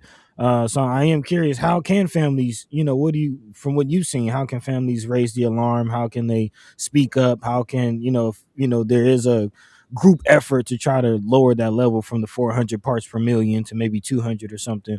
Where do people go? Who do they contact? So there's not really a community group in about lead, as far as I know anymore. So maybe if something like that gets started, or if someone here wants to start that, that would be one way. I know, and I think Nadia, did she talk about her survey that you guys, or that she's doing when she was on? So the Douglas County Health Department has a survey right now, because they are thinking about taking a new city or a proposal for a city ordinance to the city council that would basically just kind of beef up a lot of different lead stuff. So like one example is requiring all kids to be tested for lead. That's currently not a requirement in Nebraska. It is a requirement in other places. Enforcing the lead paint, ordinance. So I thought like, oh, if you have lead paint in your apartment and you're renting it to someone and it's causing them to be lead poisoned, like you would have to fix that. Well, technically that is in the city law, but it doesn't get enforced like at all. So, beefing that up. What else was there? Oh yeah, like there are like a couple hundred properties in Omaha that have not had their dirt remediated because the cleanup thing is completely voluntary. So if you just say I don't want it, then I think there's something in there about mandating that people get their soil cleaned up. So that would be, I don't know what you'd search to look that up. Maybe like Douglas County, like lead survey. I can find it here really quick. But that would be a good way to maybe get involved. And when they go to the city council, you could speak up there and say, hey, I care about this issue and all that sort of stuff. The EPA is going to be in town this summer doing sampling. I don't know if they're going to have any public events, but that would be a good way to be like, hey, what's going on? We're going to have an event probably in October, and hopefully going to invite some people from the city, the EPA. I know the mayor is on here monthly. If people want to say something to him, So yeah, I mean, there's a lot of opportunities. Unfortunately, there's not like a central group anymore. But who knows? I mean, maybe if they lower the level, they have those conversations, there will be people that will, want to start a group like that. Well, we have a chance to do that because of the work that you're doing. So first we got to understand what the issue is and understand that needs to happen. I'm sure that something will grow from that because of that, because again, normally we'd be walking into this thing not even knowing any of these facts in the first place. So again, shout out to the work that you're doing on that to even inform us enough to be able to go take some action on any of these things. Quick question before I pass it over to Buddy. First of all, a shout out to Emily Walker, Willie Williams, and Wanda Lewis coming and giving us a good morning. Appreciate you guys for sure. Hey. Also, Ariel's 402 is asking, is there a plant that does good in drip zones that could absorb the lead? Have you come across any ideas like that? Yeah, I would reach out to like the extension office or maybe people that know more about plants than I do. But my understanding is that like sunflowers are actually really great for like drawing lead out of the ground. I think there's some other ones, but I mean, sunflowers, everybody knows those. They look very nice. The one thing with those is once you get rid of them, don't compost them, put them in the trash or whatever, just so that they are not, because now they have lead in them, so you don't want them getting mixed in with other things. But yeah, sunflowers. But I would definitely reach out to not a journalist and a plant scientist, someone who knows about that sort of stuff, to totally make sure that's right. The mayor, man. That was a great question though. Like that was. You just don't eat the seeds when you. Yeah. Just and I how the lead moves out through them is interesting. Like a lot of people are afraid of like planting certain like gardens in soil that might have lead in it. But if you look at the research, and it depends on how lead contaminated it is, but like tomatoes, for example, peppers, like they don't really absorb lead that well. So it depends on how much you might have in your yard. And there's other reasons why you should have a raised bed. So that's always a good option. But it's good to know that, some of the autonomy that we have over like our food, our land, like all that sort of stuff, you should not totally live in fear. So it's all about educating yourself, making the best decisions for yourself. So man. Appreciate that. I love that. It is 8:16 right now. If you believe in the concept of time in Omaha, Nebraska, that is our agreed upon time. We were going to have you on, but if you got something else, Chris, do you mind staying a minute or two? No, I'm enjoying this, so I'm down to stay. Very cool. Tony Johnson in the chat says something I totally agree with. He said that this should be a priority for North Omaha, elected now and not when the money just vanishes. Again, follow the money on that that money that they're just talking about. Well, what do we do? There's still money to be spent on getting this problem taken care of, and so somebody needs to let them know that and help. Yeah, actually, one thing I forgot to mention, Senator Spivey. I did talk to her for the story about not all kids being lead tested. She did say she was interested in doing a interim study and possibly legislation next year about lead, trying to get some incentives for people to change out old windows and all kinds of different things. And so, possibly requiring lead testing statewide and not just in Omaha. Anyway, that's another person that to keep an eye on. That's good to hear. Nice.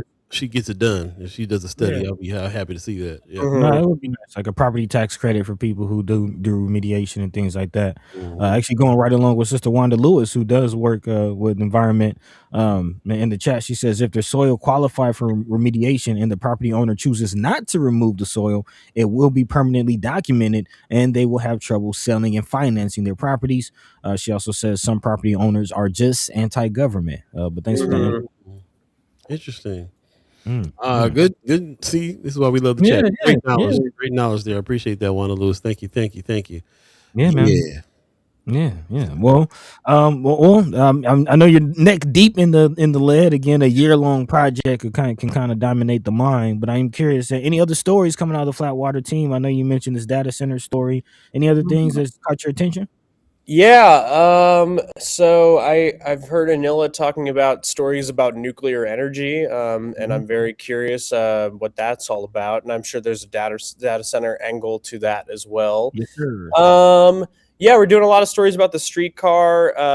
Jeremy, I don't know if you guys ever had him on, but he did a story about how the local businesses are losing money because of the streetcar, which is kind of like obviously that is happening, but it's one thing to kind of just like have it out there and kind of people saying it, and it's another thing to say, here's what the data actually shows. That makes it a lot more strong.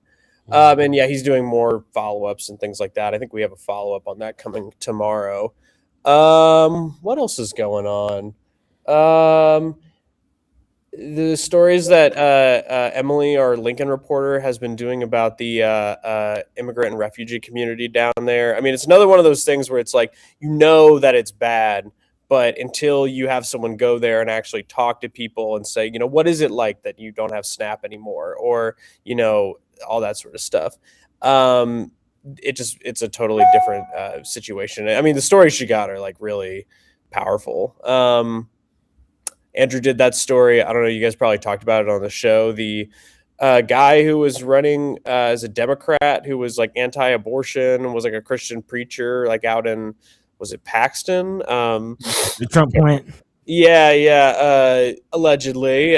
So yeah, I don't know. There's a lot of stuff. I'm probably missing a lot too, but Now we'll catch up. We'll catch up with it. We highly encourage you guys to go to Flatwater Free Press, look at the site, read some of these stories, get into it, and also support. It's also a nonprofit news situation over there, so support Flatwater Free Press. They're the only ones out here doing this real good, lengthy, deep dive, investigative reporting on stuff that affects us directly. Really happy to be partners. You have a partnership with you guys over there, and documenters as well. Really strengthening that situation. Before we get out of here, man, let's shift gears for a minute. You've been playing any music lately? I know you're a musician. What you been doing? Not as much. I did just go to Chicago and went to a music festival. That was pretty cool. Nice. Not so much the playing though. I mean, other than just kind of, dinking around by myself at my house. But yeah, you have to come around and dink around with us. We're gonna have a jam session at our Chairman's Kickback. So okay, bring your axe. Yeah, for sure. Yeah, man, that's what's up. Anything? How's we didn't even really ask you about life. How's life going? How's family? Yeah, life's good. I don't know. I think I'm engaged. I think I said that the last time I was on. Maybe not. Okay, well, yeah, I've been engaged since like October, so it's kind of like old news at this point. But yeah, just planning the wedding. Actually went to Chicago, like partially because there's like a vintage menswear suit shop. So I was like, let me get some like 1960s, wool, type situation. Okay. Yeah, so engaged, planning a wedding, just getting into owning more power tools and doing stuff in my house. Yeah, I'm like redoing Windows, which is like not that interesting to talk about, but it's very interesting to me. Gotta get rid of the lid dust.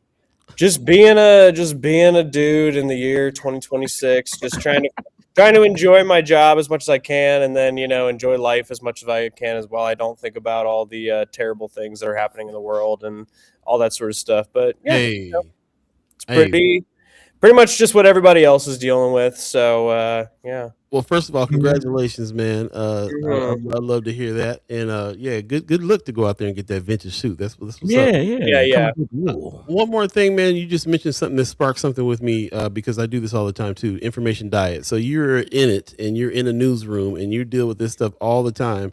And I know because I'm in the same industry where I go to lay down and I'm thinking, and I wake up in the middle of the night, Trump, I'm ready to throw some at the TV. So how do you balance your life and all this information that comes in so you don't go crazy and go try to bomb the White House or anything something crazy? Yeah, man, that's a good question. I mean, I think I just try to keep a really good like work-life balance, as like lame as that is to say, but I just like prioritize like I think the things that like bring me personal joy and fulfillment over like work or things like that. It's also kind of like the long game, it's like when it comes to like reading stories and getting like pissed off or wanting to do this, wanting to do that. I think it's, I mean, this is like not novel to say at all, but like the rapid fire succession that we have of like this story, that story, this story, like there's just so much stuff happening all the time that I feel like prioritizing like, okay, what are like the overarching threads here? And like, what are the ways that I have to do about this? So it's about like, media literacy and being able to like, I think absorb, as much as you can. And then, it's like you're not going to be good for anyone if like you're just totally like scrolling your phone all day and like just your brain is completely fried and like all you can think about is just like whatever the next thing is. Like you're not going to be helpful to you, your family, or the rest of society. And also, I mean, not to get like tinfoil hat about it, but like the people who are making the decisions, who are in power and all that sort of stuff, they're not thinking about the next sort of thing. I mean, like, you know, Trump was literally saying like, I'm not thinking about like people's, you know, like grocery bills and that sort of thing. So like, and you know, Democrats probably, you know, same sort of thing. Like people think in the long term. The more you get hung up on the little things, you know, I mean, you're not going to be useful to, you know, you're only going to be useful as like a pawn to get manipulated. So I don't really know. I don't have a very good answer. I just try to like, I mean, life is about like finding happiness and joy and hopefully also helping other people. So I try to help people through my job. And then when I'm not doing my job, I try to help myself by, you know, like just doing the things I enjoy doing. So enjoy, right. yeah, so I don't know. I mean, I probably could be a lot better. I probably could be like volunteering my time or, you know, doing teaching or something like that. Or I don't know. But, you know, you just try to do more good than bad, you know, Yeah. and leave things better than how you found them. One of the things you resonated with me too, I think we do this here, is keep that overall idea and this thread going, and you know, think with that kind of purpose. It actually helps to do this show for me. I probably would spiral out of control if I didn't have a way to contextualize stuff, have a conversation with Buddy, have a conversation with the community, and keep threading and get to, and because we're having the conversation, we get down to what do we need to do next. Then now we got some action items. So I think maybe that is a byproduct of what we do, is that we can separate that stuff out and keep things with this overall kind of thread in mind, and then put it down. I'm also hearing you physically putting things down, physically putting the phone down, physically going outside, physically doing something else in order to and physically not watching the news or not whatever, in order to make sure that you're not concentrating on it. So you had a great answer. I'm hearing a lot of solutions there on balance. I appreciate it. Mm-hmm. Yeah, no, for sure. Kind of reminds me. I forget what that film where they take the glasses off and you see the zombies and they're watching. Oh yeah, they live. It kind of reminds me of that. Like the news cycle, you know, especially the 24-hour news cycle is definitely there to keep people in a certain state of mind. Yeah. Usually, you know, ruled by fear.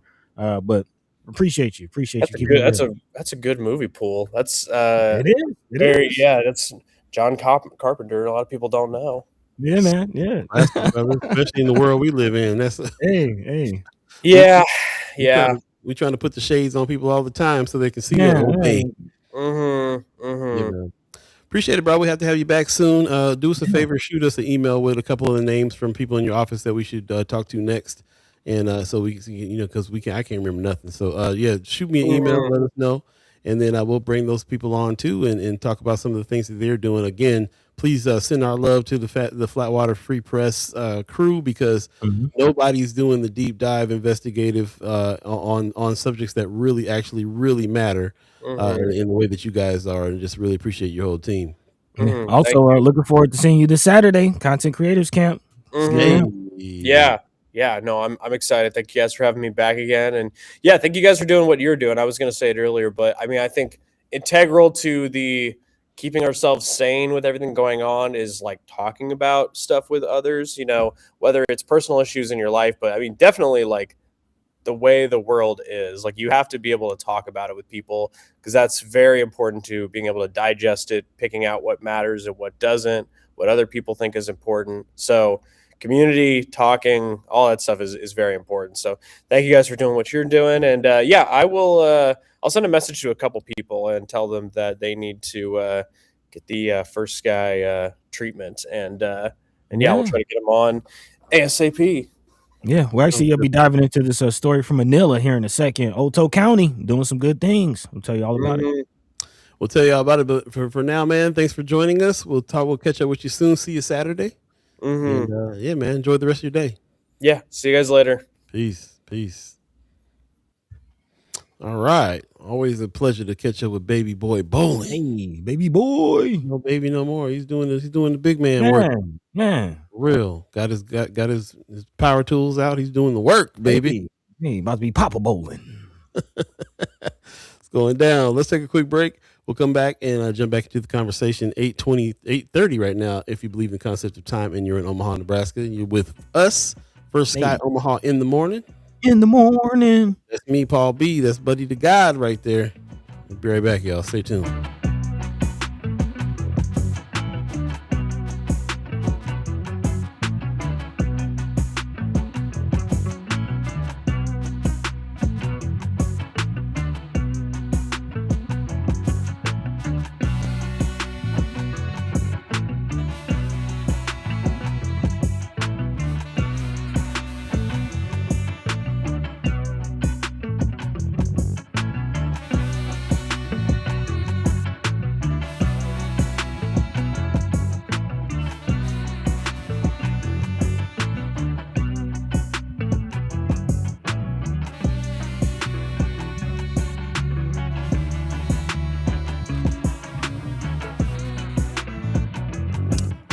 Welcome back. First Sky Omaha in the morning. Paul B, Buddy the God. Appreciate all you guys who are joining us today. Hope that you're having a great Wednesday, and let us know what you got doing coming up this weekend. Coming up on Friday. I know we got First Friday coming up pretty soon here. Is that this week? Maybe next week. I think that's next week. Yeah, lots going on this summer. We're going to slide into this discussion a little bit about some of these summer events that are happening. We ran into Willie Williams, our Southwest correspondent, at the Visitor Center yesterday, and she informed us about all the Juneteenth events that are happening, and wants to see some coordination, wants to see some cross promotion with everything that's going on. Of course, we have the Freedomtainment events going on. We got Joy Fest going on. Of course, Willie Williams is part of the official Juneteenth celebration, the 2-week-long celebration with all the events that go on there. And there's a parade that's happening. I think UNO is involved. It kind of hit us. Maybe we ought to try to get everybody together and say, hey, we're all the ones putting on Juneteenth events. Let's cross promote and help each other, get as many people there as possible and make the city aware that we have one of the biggest Juneteenth celebrations in the country when it comes to how Omaha does it out here. So we definitely need to think about that. Let us know what ones you're planning on attending if you've already peeped some out, and which ones you've attended in the past, and how that's going. We'll have to have some more conversation about that as we go, and hopefully towards the end of our season, we'll have some more folks on to talk about what's going on during that time frame as well. It's coming up shortly. Juneteenth is in a couple weeks, 3 weeks from now, so we'll have to be looking out for it. We'll be talking about it. Also, before we jump back into the conversation, just want to give a shout out to Assembly of the Saints, who's got their summer camp going on that starts June 2nd through the 30th, all the month long of June is going down. They got hands-on STEM situations happening there, some gardening, a food lab, games, and life skill activities for ages 5 through 12. You can register today. You can go to aoscamp.upsavvysolutions.com. We'll put this in Friends of First Sky Omaha so you can register over there and get your young one in. Again, those dates are June the 2nd through the 30th. And it's going to be from 12 to 4 on Tuesdays, Wednesdays, and Thursdays. And sometime, summer camp happening. Give your kids something to do out there, and give yourself a little bit of a break too, I guess. So we'll see. I don't know if you can drop them off or not, but we'll see. We'll see. Tie in and see what's going on. They says lunch is served daily as well. So again, shout out to AOS for just giving the families a little bit of relief, a little bit of support over the summer. For sure. Appreciate that very much. Also, Coffee with Developers is happening on May 30th. Shout out to Elena Nichols, who we had on the show a few weeks back talking about this Coffee with Developers. If you have any inclination to be a part of the new growth and things that are happening on the north side, and you want to talk to the other people that are doing that, some of the other stakeholders there, this is a very great event for you to mix it up with. Come in and tap in 2205 North 24th Street. Right there on the corner, the Deuce, 24th and Lake, and check it out. Coffee with Developers is happening Saturday, May 30th from 9 to 10:30. There is a QR code there. We'll put this in Friends of, so you can hit that QR code and register for this. But let's have some real conversations. Let's talk about where we can get access to capital. Let's make some connections and see some real opportunities, and rub some shoulders with some folks that are really out there doing it. They got special guest Terry Doss from Omaha 100 is going to be there from Premier Bank. They got Brandon Mitchell and so many others. She says providers and funders. So people who can actually fund your expansion will be in the room for Coffee with Developers. So definitely shout out to them for that. Also, shout out to NOCP, North Omaha Community Partnership. They're giving away a scholarship, the Sandra L. Swait Scholarship. Applications are now available. Application date started yesterday, May 27th. It's going to go through June 17th. You can apply online at northomahacp.org and apply for an application. I think I had a little information on this application. Let me see if I can find it real quick. Maybe I didn't. Let's see. No, I did not. I did not pull it. So we'll look a little bit more on this. Like I said, we'll put some more information in Friends of First Sky Omaha on this scholarship. But shout out to NOCP, man, just the work that they're doing. We need to definitely tap in more on the stuff that they got going on. So shout out to them for putting this in Friends of First Sky Omaha. If you have any information on this as well, let us know, and definitely check it out and come back and let us know what's going on with this application for a scholarship that's open now until June 17th. So that's where we're at right now. We already talked about Culture House. Lavanya Goodwin's Town Hall is coming up on Monday, June the 8th. I highly suggest you mark your calendar for this. Town Hall, as she embarks on 1 year of service in elected office, Councilmember Goodwin shares how partnering with your council representative can strengthen our community. I think that she's doing an excellent job in city council. And as a city council member and also a person that's still really heavily involved with the BID and the North 24th and Lake Street area, coming up, getting better, doing some things there. We didn't know how things were going to go back in the day when she was part of the BID, and there were some things that happened like with billboards and stuff that was a little controversial. And I'm glad to see that over time I've learned about the excellent work that's being done. And the work that she's doing on city council has been phenomenal, and for the area as well. So I've grown to appreciate her, all the work that she's doing and the way that she's going about it, and is really trying to uplift especially the Black community in North Omaha, especially the historical district of 24th and Lake Street area is benefiting greatly. So with that, man, I know we got a few more things to jump into and talk about. Just wanted to kind of get some of those haps out of the way. If you have any information that we need to be seeing as well, you can always put it in Friends of First Sky Omaha, the group page on Facebook, or you can shoot it to us directly at firstsky.omaha@gmail.com, and we'll get that and talk about those things as well. So let us know if we're missing anything. Again, it is not Friday yet, so we don't have an extensive haps happening, but there is some things going on this week that we thought we needed to share, and we appreciate you guys taking the time and looking into those things for us as well. So shout out Pops. He says it's always a treat when Chris visits. Heard that. RG says I'm still tripping off the black peptide, so you can get all the features and none of the oppression.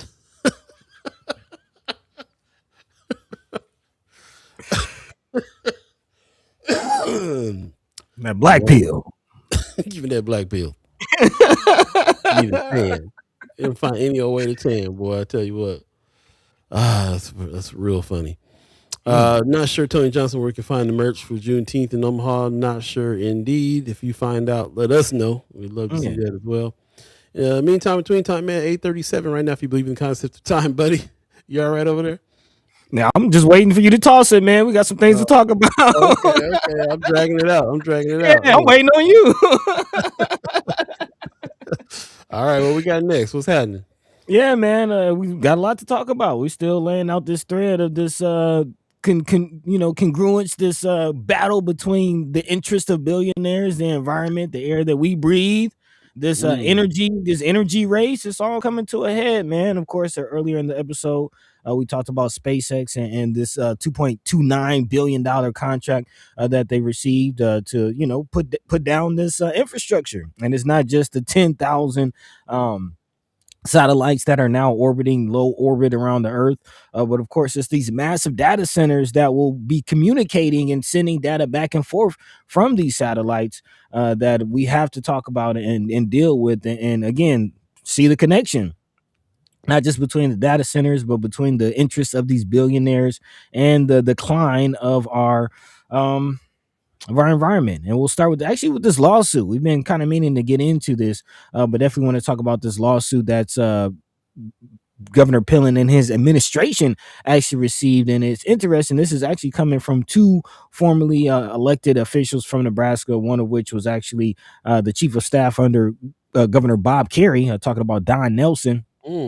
Who joined forces with John Oberg, who's a former director of the Nebraska Department of Administrative Services. They're jointly suing the Pillen administration for what they're calling misuse of environmental funds. Talking about a $13.5 million transfer this year from the Nebraska Environmental Trust to the general fund of the state, which again, the environmental trust is funded by lottery proceeds. This is actually a trust that was created back in 1992, according to the Nebraska Examiner. It was intended to complement governmental and private programs via competitive grants that are all intended to conserve, enhance, and restore the state's natural environments, which is kind of interesting when you get into what's going on with the data centers, that again, the governor will undermine a trust, a fund that is set and wholeheartedly in place to protect against these kinds of things. Again, the lawsuit argues that the funds cannot be used as a quote unquote piggy bank to cover other state expenses, saying the truth. The sorry truth is that the state is playing a shell game to cover self-created budget gaps at the expense of the trust's constitutionally mandated conservative efforts. Also, in the press release, budget integrity requires both honesty and playing by the rules. The trust is not a tool to solve our state's budget problems. So again, alleging that the governor is basically undermining the state's environmental trust to fix a problem that they created. So again, there is the money side of it, but definitely want to talk about the environmental aspects of this because again, this fund goes towards programs that could help combat what's going on with these data centers or possibly going on with these data centers. So when you see this kind of fund being undermined, it is quite interesting when you take into account what's going on in Otto County, where the people themselves had to stand up against what apparently is the inklings, the beginnings of a large data center. Again, this is coming on Nebraska City, as reported by Flatwater Free Press and Anila Yoganathan, again, who is a reporter with Flatwater. And the report reads, opposition to data centers is growing in Otto County and around the country. The massive resource guzzling buildings needed to power artificial intelligence and our digital infrastructure have emerged as a galvanizing issue. Local governments from California to Maine have adopted or are considering temporary bans, but it looks like the folks of Otto County have already stepped up. In Madison County, particularly earlier this month, set requirements for data centers to get a special permit, which allows added oversight and public input. Also elsewhere in Nebraska, Gage County, they are also planning and zoning commission will hold a hearing on a data center moratorium next month, and will more likely follow suit thanks to changes in state law forcing counties to make a decision on some of these projects.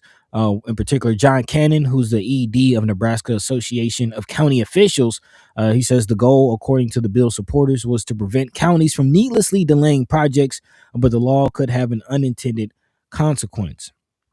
Again, data centers and not just the noise, but of course the amount of resources that is guzzling. We'll get into the Utah situation here in a second. But again, the energy aspect of it, not just again the water and the air, but what does this mean for the energy and where is the energy going to come from? Which we'll talk about that here in a second. But in the meantime, between time, Paul B, chat. What say you? Yeah, Pops in the chat says the benefits without the consequences has been the appeal of tanning for some folks. Tanning, for sure.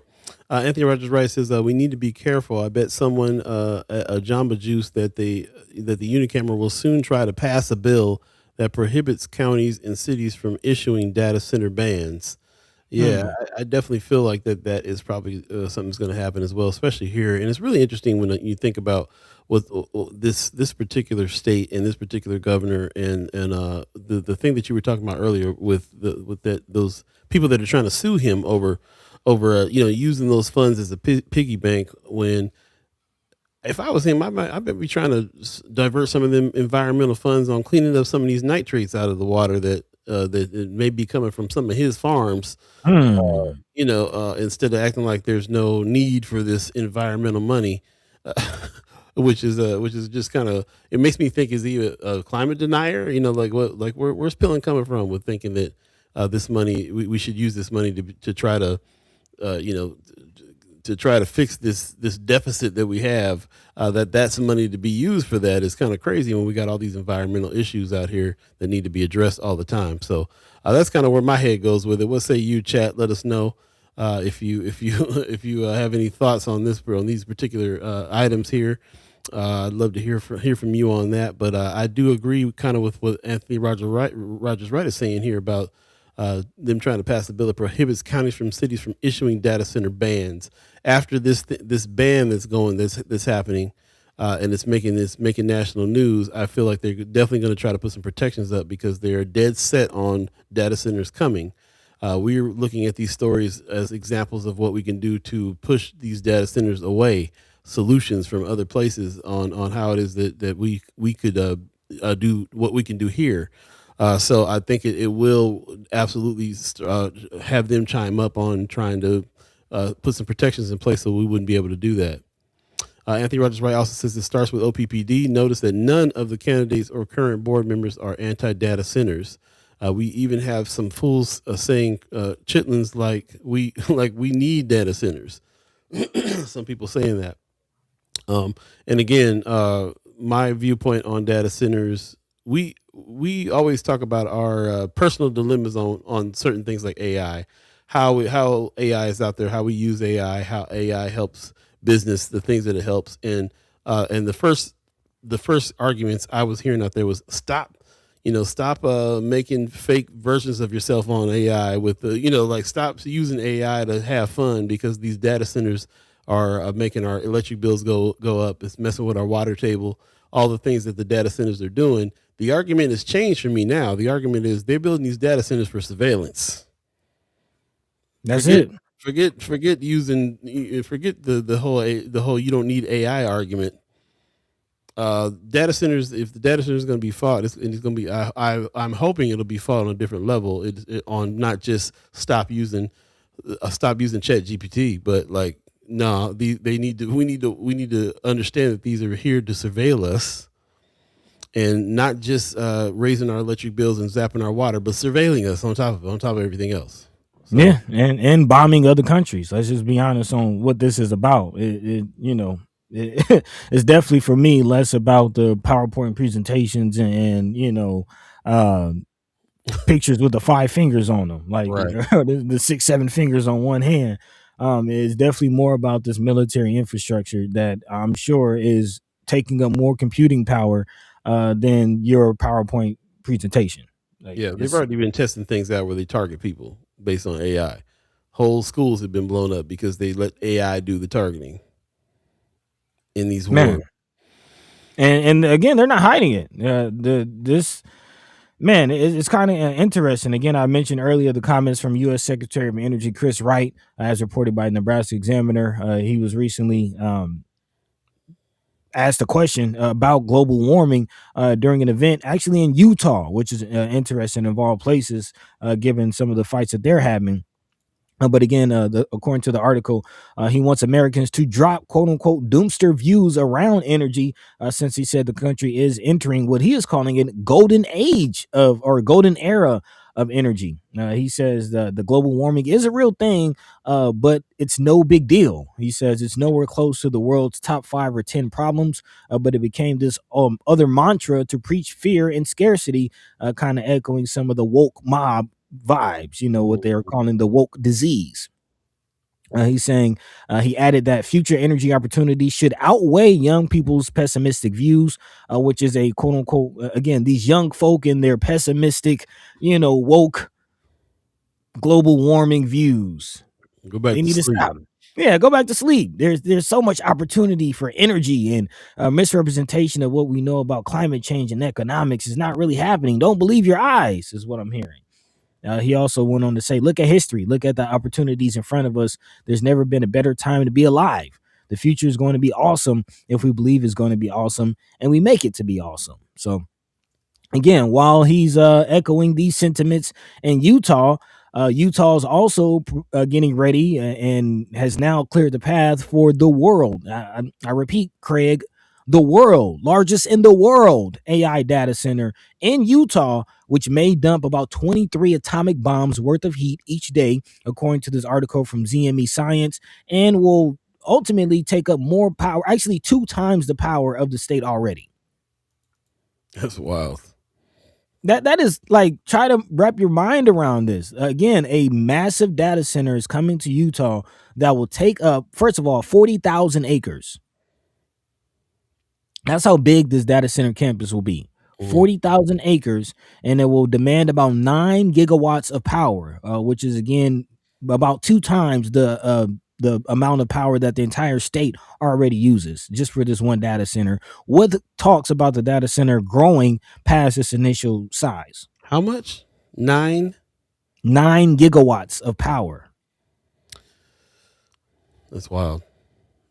I just had a flashback of Back to the Future when Marty McFly needed 1.21 gigawatts of power to go back in time. That sounds like a lot. We need 1.21 gigawatts of power. We got to get it from a lightning bolt in order to get the DeLorean back.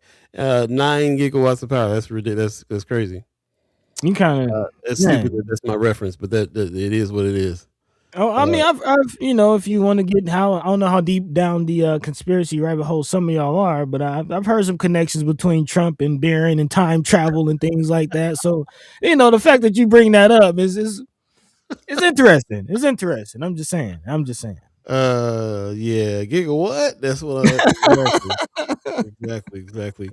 I like Anthony Rogers says, how dare they those young people demanding to live in a habitable planet? The nerve. Clean air. Get to sleep. RG says 1985 in full effect. He says of their surveillance components to these data centers, they're mighty Orwellian. You ain't lying.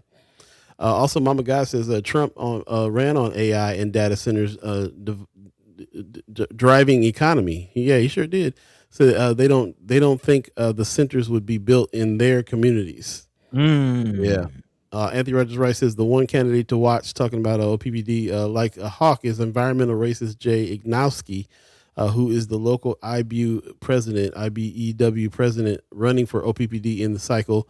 He is pro coal and pro data centers. That's interesting. But you got to look at it. The International Brotherhood of Electrical Workers, I can definitely see them being excited about some of these quote unquote energy opportunities for the future. That's the IBEW. Okay. There you go. Somebody got to build these electrical systems for these data centers. I don't see why the EBEW would be against that. Follow the money. 40K acres is wild. Denver International Airport, which is one of the biggest airports in the world, sits on 33K acres, 33,000 acres. That's a lot of acreage for a data center, and it'll probably have maybe 4 people working in it. Yeah, man. Yeah, and again, we also have to talk about not just the data centers, but the energy of it all. What is next? What are these future energy opportunities that they're talking about? And I'm not hearing and it's interesting. I think Pops earlier mentioned about this the military war race aspect of it, and the fact that they're not shying away from this. Actually, that's something I did want to acknowledge in this article as well. I was mentioning Kevin O'Leary, who is a venture capitalist. You might know him from Shark Tank. Of course, your typical billionaire. He's actually the face of this mega. It's actually called the Stratus Project. This mega data center, and he's talking about the opportunities and why this is important, saying that this is the future of global and international competition. saying, I don't think there's a bigger sight in the world than this. It shows the Chinese and the rest of the world we are not messing around. We're going to get this done, move it forward, and provide the computer power to our companies provide the computer power to our AI companies that, get this, defend our country. Again, this is all about military installations. The multi-billion-dollar Stratus AI data center project in Utah, again spearheaded by Kevin O'Leary's O'Leary Ventures, is a close partnership with local energy developer West Genco LLC, which is also led by billionaire Austin Pritchard. The massive national security framed initiative. So again, this isn't about your presentations. This isn't about your ability to make, pictures with you standing next to Chris Brown. It's none of that. This is all about military defense and the United States thirst for more war and more blood. That's all this is about. Again, the massive national security framed initiative is further enabled by the Utah Military Installation Development Authority, which granted the project fast-tracked zoning and tax incentives. Sounds very, interestingly similar to what's happening in Nebraska. Remember the billions of dollars in tax incentives that Nebraska is losing.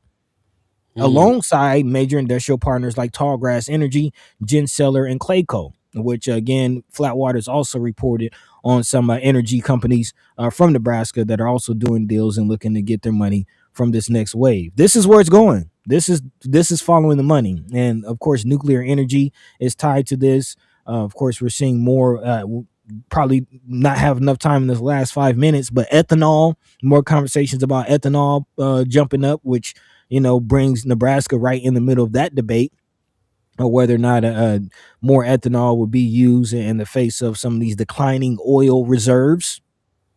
And what does that mean as far as the impact on the environment?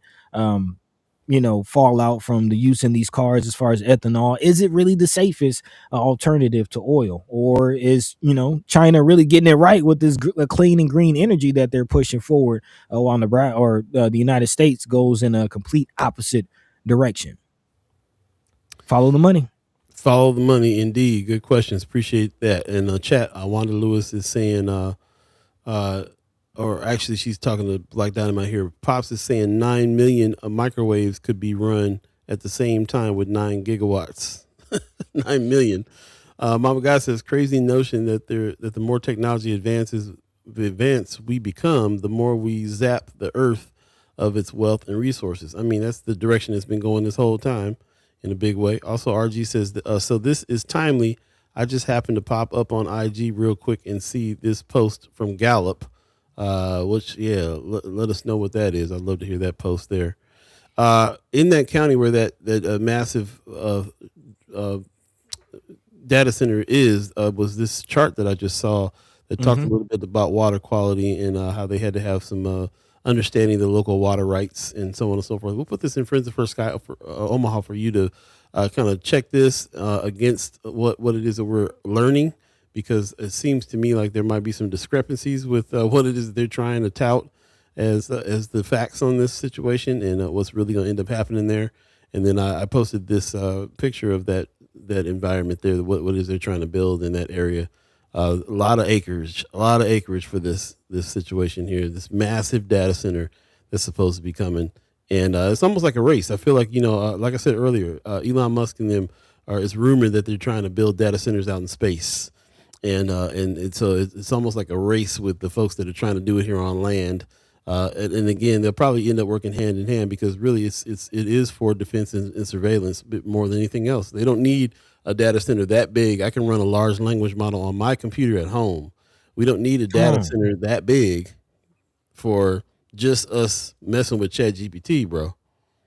No, these data centers so they can house and hold and save every direct message that you send, every post that you post, every transaction that you do, every time you cross the street. They're gonna, all these surveillance flock cameras.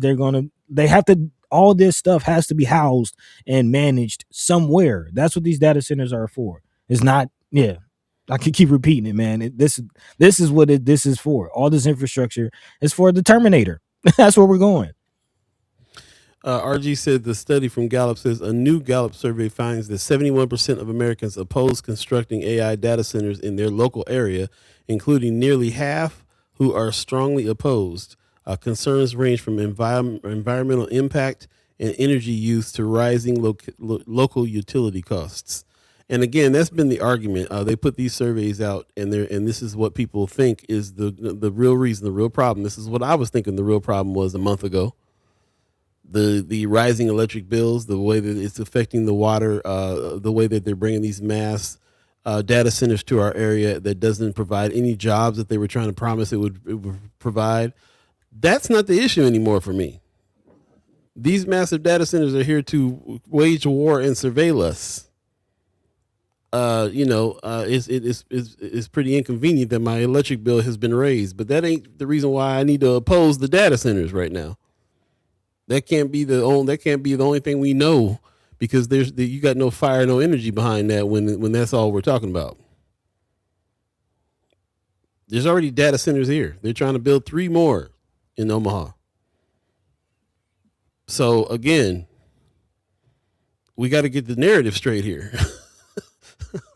Let's get the narrative straight, bro. Like, there's trillions of dollars going into data centers all around the country and now space. And they're not investing billions so you can do silly stuff with Instagram. They're investing billions so they can surveil, so they can bomb who they want to bomb, and use AI to go through a list of 100 targets. This is where we are. So if Gil Scott Heron was here today and he wrote a new version of Whitey on the Moon, it wouldn't be because they're trying to get away from us. It's because they are trying to surveil us. The Watcher. 9 o'clock. If you believe in the concept of time, sorry to leave on such a bad note. Usually we try to take the last little bit for us to say, what are we going to do? Don't quite know yet, except fight data centers for new, better reasons. Man, and definitely check out the article because there are things that people can do. So shout out to Sister Neela over with the Flatwater Free Press and the good folks out in Oto County doing things while they can. So yeah, definitely look out for the legislation. And first of all, just educate yourselves. Educate yourselves as much as you can on this issue, because undoubtedly we're going to be talking about it more, especially in this next season of Teamwork Makes the Dream Work. Yeah, we're going to be talking about it. We're going to talk about it. One thing just hit me too when we were talking about never mind. I don't want to get into it. We'll be here another hour. Anthony Rogers Wright says, to be clear, we don't know how many data centers are planned for Omaha because OPPD signs NDAs with the big tech cartels. We are learning at them at the last minute. We're learning about them at the last minute when it makes it harder to oppose. Very, very, very true.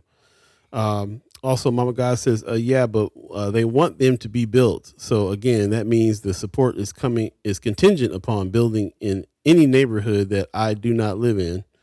That's interesting that that's what they believe. This is the reason why we have the coal plant on the north side in the first place. So yeah, when we talk about data centers, we have a little bit harder of a fight than some of the rest of Nebraska, because of the fact they'll probably be built closer to us. Mm-hmm. I mean, that we already got one up on 72nd. And to Anthony Rogers' right point, we don't know how many more is coming. The NDAs is something that also needs to be fought. They need to be transparent about what is being built around us, like every other situation is. So again, lots to dig into here on the fight. And one more thing, I'm thinking about reading stuff about China and how China had to circumvent the situation where America was not letting them buy the bigger chips in order to run their AI. They figured out how to use lesser chips with lesser energy to have AI to run AI just as tough as any of the AIs we're running here. Anthropic being the exception to that now. So just to imagine that China has already figured out a way to use less energy to run AI, and we are sitting here fighting with again, this is not all about the energy. It's all about data centers. It's all about the reason why is that you have such a hard time buying a hard drive right now. Hard drives are 3 times as much right now than they used to be, is because they're trying to buy up all the hard drives. They're trying to save all this information. They're trying to save all this surveillance information to run your home security system 24 hours a day, where you're just taking all the cameras are just capturing and saving. it takes an immense amount of disk space in order to do that. You need a data center in your house just to do that. 24 hours a day surveillance from millions of cameras. So again, man, we can get into it. We'll get into it another time. We'll dive deeper and see what's going on. But again, for me, the moral of the story today is to change this narrative about why data centers are not good, because we're getting more information about how they're using it for war and surveillance. And that is now the reason, not just because my electric bill is going up or the water's getting messed with. There's more to it. Mm-hmm. Follow the money. Follow the money. With that, we're going to go ahead and get out of here. Appreciate it. Mama God, last thing says Nebraska has low amount of centers compared to other states. Not for long. I don't believe it's going to be for long. Like Anthony Rogers Wright saying, there ain't one politician that's against them that we've seen. Some people are against them and say, well, it's inevitable, they're coming, we need to figure out how to regulate them, and others are all for having them be here. So I think we're going to probably surpass certain other states with it, because I don't see anybody standing up trying to really do a fight like except for Odo County right now. They're the only ones. Mm-hmm. So we'll see. But let's go ahead and get up out of here, man. We're already 4 minutes past our agreed upon time, and we appreciate you guys sticking with us past that time. Buddy, you got some words for the people?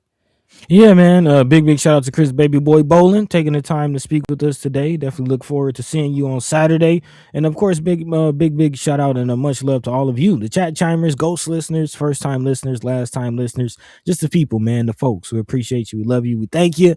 Pops, I see you giving us some love in the chat. Thank you as always. Just holding us down, man. So yeah, hopefully we can do this again. Same time, same place, Monday, Wednesday, and Friday, right here on First Guy Omaha in the morning, Paul. In the morning. Hey. So yeah, without further ado, let's get up out of here, man. Right on. Pop says, love the show. Always insightful, entertaining at the same time. Thank you, and see you Friday. Appreciate you, Pops. We will see you Friday as well. We have Amanda Kephart from Film Streams, one of my favorite people in Omaha, coming through. It's going down. We're going to have some more discussion about that third space we call Film Streams and some of the presentations that are coming up and some of the films and discussions that are happening as well. Shout out to everybody that went to some of these before. I know I saw chat chimers at the Boots Riley movie and a couple other things that went down. So shout out to everybody who's being a part of that. Highly suggest you be a member of Film Streams. We're going to actually do some things there ourselves, be some First Guy Omaha presentations and things there too. We'll be talking about it. Also, we're coming close to getting a date for our Chet Chimers Kickback. It's coming soon, so stay tuned for that. We'll be announcing the dates for the Chet Chimers Kickback and the jam session, all the stuff we're going to do here. And then for everybody who is signed up for the Content Creators Camp, we'll see you on that last class Saturday, May 30th, and where you will be able to be instructed by Chris Baby Boy Bowling, who we just had today, and also Margie, and then me and Buddy will be there too. So it'll be very cool, a very cool last session for Content Creators Camp. Again, if you're interested, hit us up at firstguyomaha@gmail.com.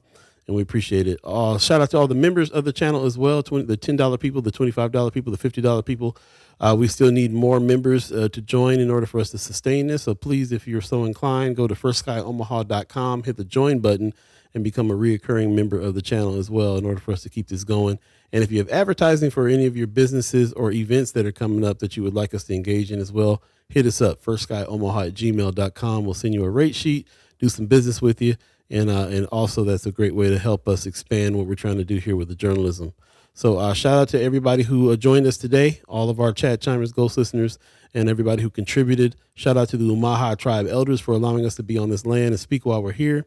Shout out to our elders allowing us to speak before you. And shout out to you again, the chat chimers. We don't do this without you. We really appreciate the way that you guys come each time and dive into the discussion and have a productive discussion. Get to some points of action, and hopefully we can follow through with that as well. We'll start this when we do our next season. Teamwork makes the dream work. We want to start keeping in touch with everybody outside of the show so that we can make sure that we're keeping each other in check when it comes to actions and things that we're trying to do, and move forward with some of the solutions that we come up with when we all talk. So we'll continue to do this as long as we can, and hopefully we'll be able to do that with you. In the meantime, between time, take care of yourselves. It's going to be a very nice weather day out there today, a little warm. So you might want to fire up that air conditioner in the car if you got it, if you're getting around there. But take care of yourselves. We'll see you Friday for a Love Supreme Friday with Film Streams, Amanda Kephart. Till then, take care of yourselves. Peace. By the way, Vanglorious. This is protected by the Red